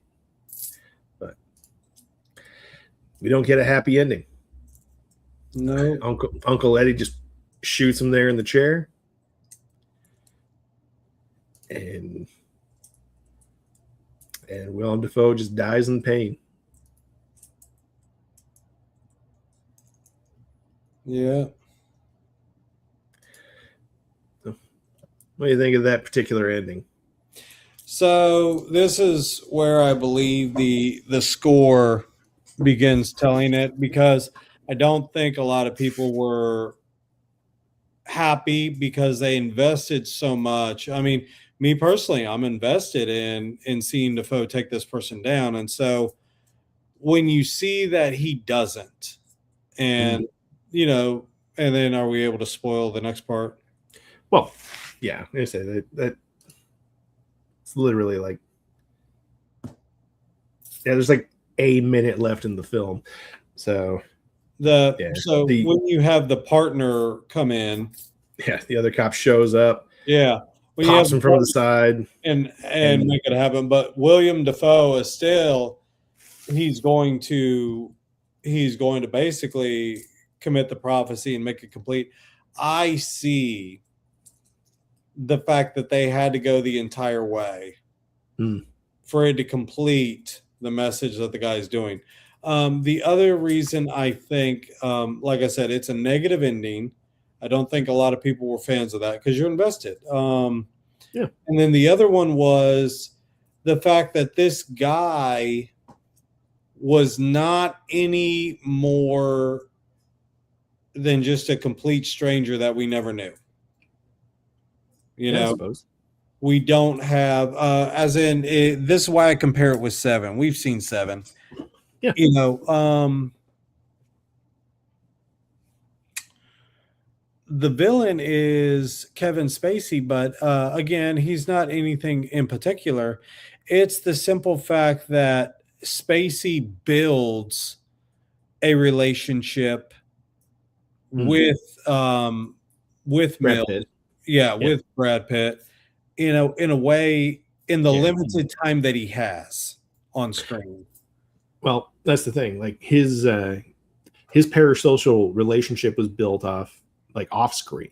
Yeah, We don't really have a full understanding of who he is, why he is the way he is, what his interests are, what it is about, Willem Dafoe's character or Brad Pitt's character that really endears him to him.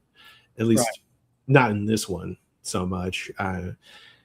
In Seven, it's because Kevin Spacey was envious of, how Mills was living his life. But in this case, we have virtually nothing. And that's fine, actually. Like, we don't need that info. We can stew on it later. So when I was a little bit let down at the fact that, number one, it's this guy who's tailing him, and I was like, well, what purpose do you have for tailing him? You have everything else organized.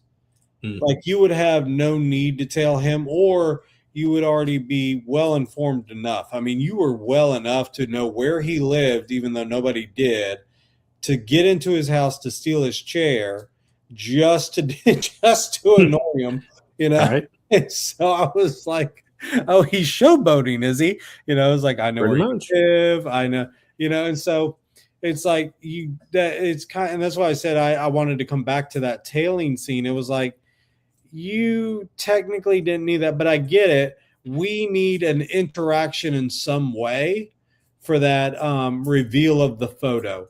But what he could have done is he could have made it a little bit more organized with, rather than the cop meeting him at the diner, it could have been him, the killer, that knew him at the diner.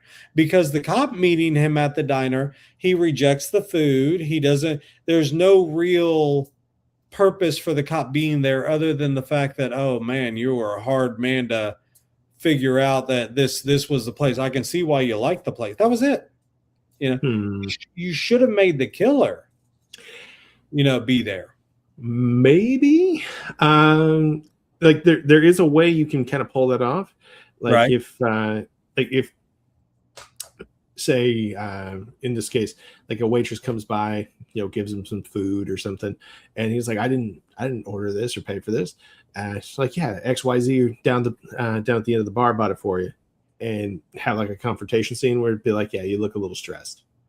Well, or it's the simple fact a drink or something. We could have had the waitress give the indicator, meaning meaning the indicator being, Dafoe goes in, Dafoe has his usual, and he makes light conversation with her, and the conversation points to the fact, and the waitress says, I only have two other men, or I only have two men that come through here all the time at this time with the same methodology and stuff. And he goes, well, who's the other? And if he is a regular like that, he'd recognize him for sure.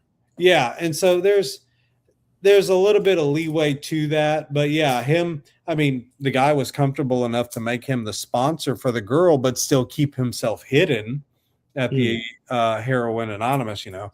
So well, Narcotics Anonymous, yeah, I know. I'm just Heroin Anonymous specifically. But yeah, you know, if he's the sponsor, I mean, you know, it's not out of the realm of possibility, but yeah. It's for sure. There's a couple of ways they could have improved the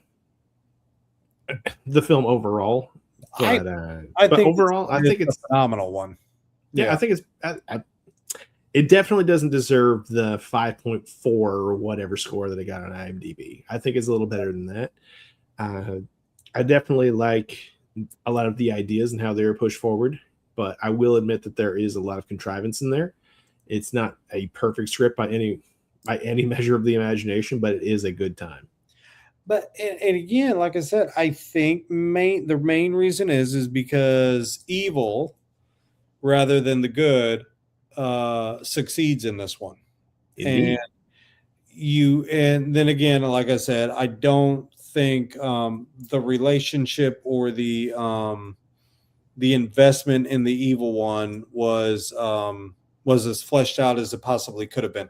I mean, like I said, Seven did a brilliant job, even though we don't get a lot of Kevin Spacey. Well, you don't need it, right? And so this one here, I think there might have been a way to help us a little bit with that. Other than that, I think it's a phenomenal movie. The mystery behind it, the intrigue, detail on everything, just amazing. Yeah, it really feeds you a lot of details that you can grasp onto without fully understanding how it all comes together.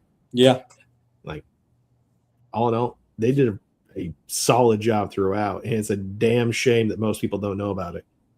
Yeah, no, it's true. Like I said, I mean, Blood Work, one of Clint's good ones. I enjoyed it. But again, you know, sadly, we already knew who whodunit was. This one, I think I could watch again and enjoy it just as much. Whereas Blood Work, like I said, it's a good memory to fall back on and just enjoy the extra things that Jeff Daniels does, even though we already know who he is. Yeah. And so, yeah, both of them have some great qualities to them, but this one's much more enjoyable, much better. I'm glad you liked it. Oh yeah, that's a phenomenal one. Yeah. I was gripped by it. I was like, man, I can't believe I didn't see it. Of course, you know, a lot of people were thrilled with Defoe's performance in Boondock Saints. Is just, of course, that's not how he filled out that skirt. It was just one of those extreme. The fact that he was wearing a CD player on his side when that's you know, just listening. Back in the day. Hell yeah. Yeah. Good times. Good old Daryl Dixon was training for The Walking Dead. Nice. Oh yeah. So yeah, that pretty much rounds that out. So yeah, any final thoughts off the top of your head? No, I'd love to do this again. Maybe we choose. Yeah, you gave me a whole plethora of movies to choose from. So yeah, we can always bounce off of those here in the future. I'll definitely keep you posted. Well, you're gonna have to tell me something. I got to watch that, and then I'll be able to tell you. No, I didn't see it. But of course, no worries. I'm sure something will pop up. But yeah, let's see. Next week, you and I will be on Rachel's channel. We'll be going over all of the movies that she watched in April. That woman always giving us homework. She has some unique ones. It's like, why are we watching? Right. Like I'm sure you've seen in the group chat, every now and then I'll pop up like fucking The Look-alike a day or two ago. I'm like, what the fuck is this writing?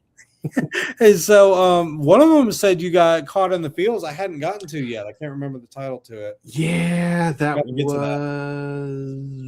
off the top of my head. Not looking it up in the chat right now. Oh yeah, no, it was some.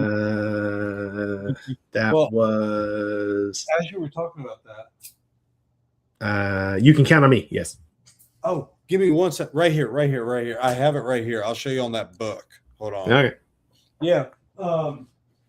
Schaefer. Oh gosh, my body. Dying.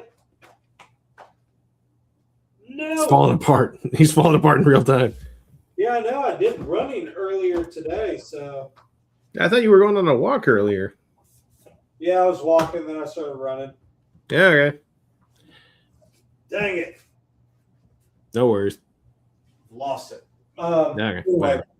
I will find that book for you, and that way I can at least let you know who that artist was that dealt with this stuff. Yeah, I was so intrigued by that, and so I'm sure you'll appreciate it. So. Yeah, probably. Yeah, you can always message me anytime.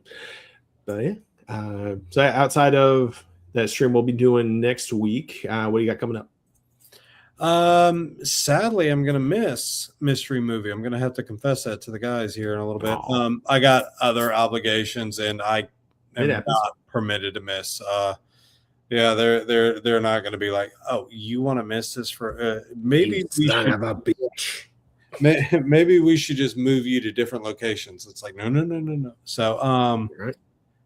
but I am looking to make more films for my own channel. Cool.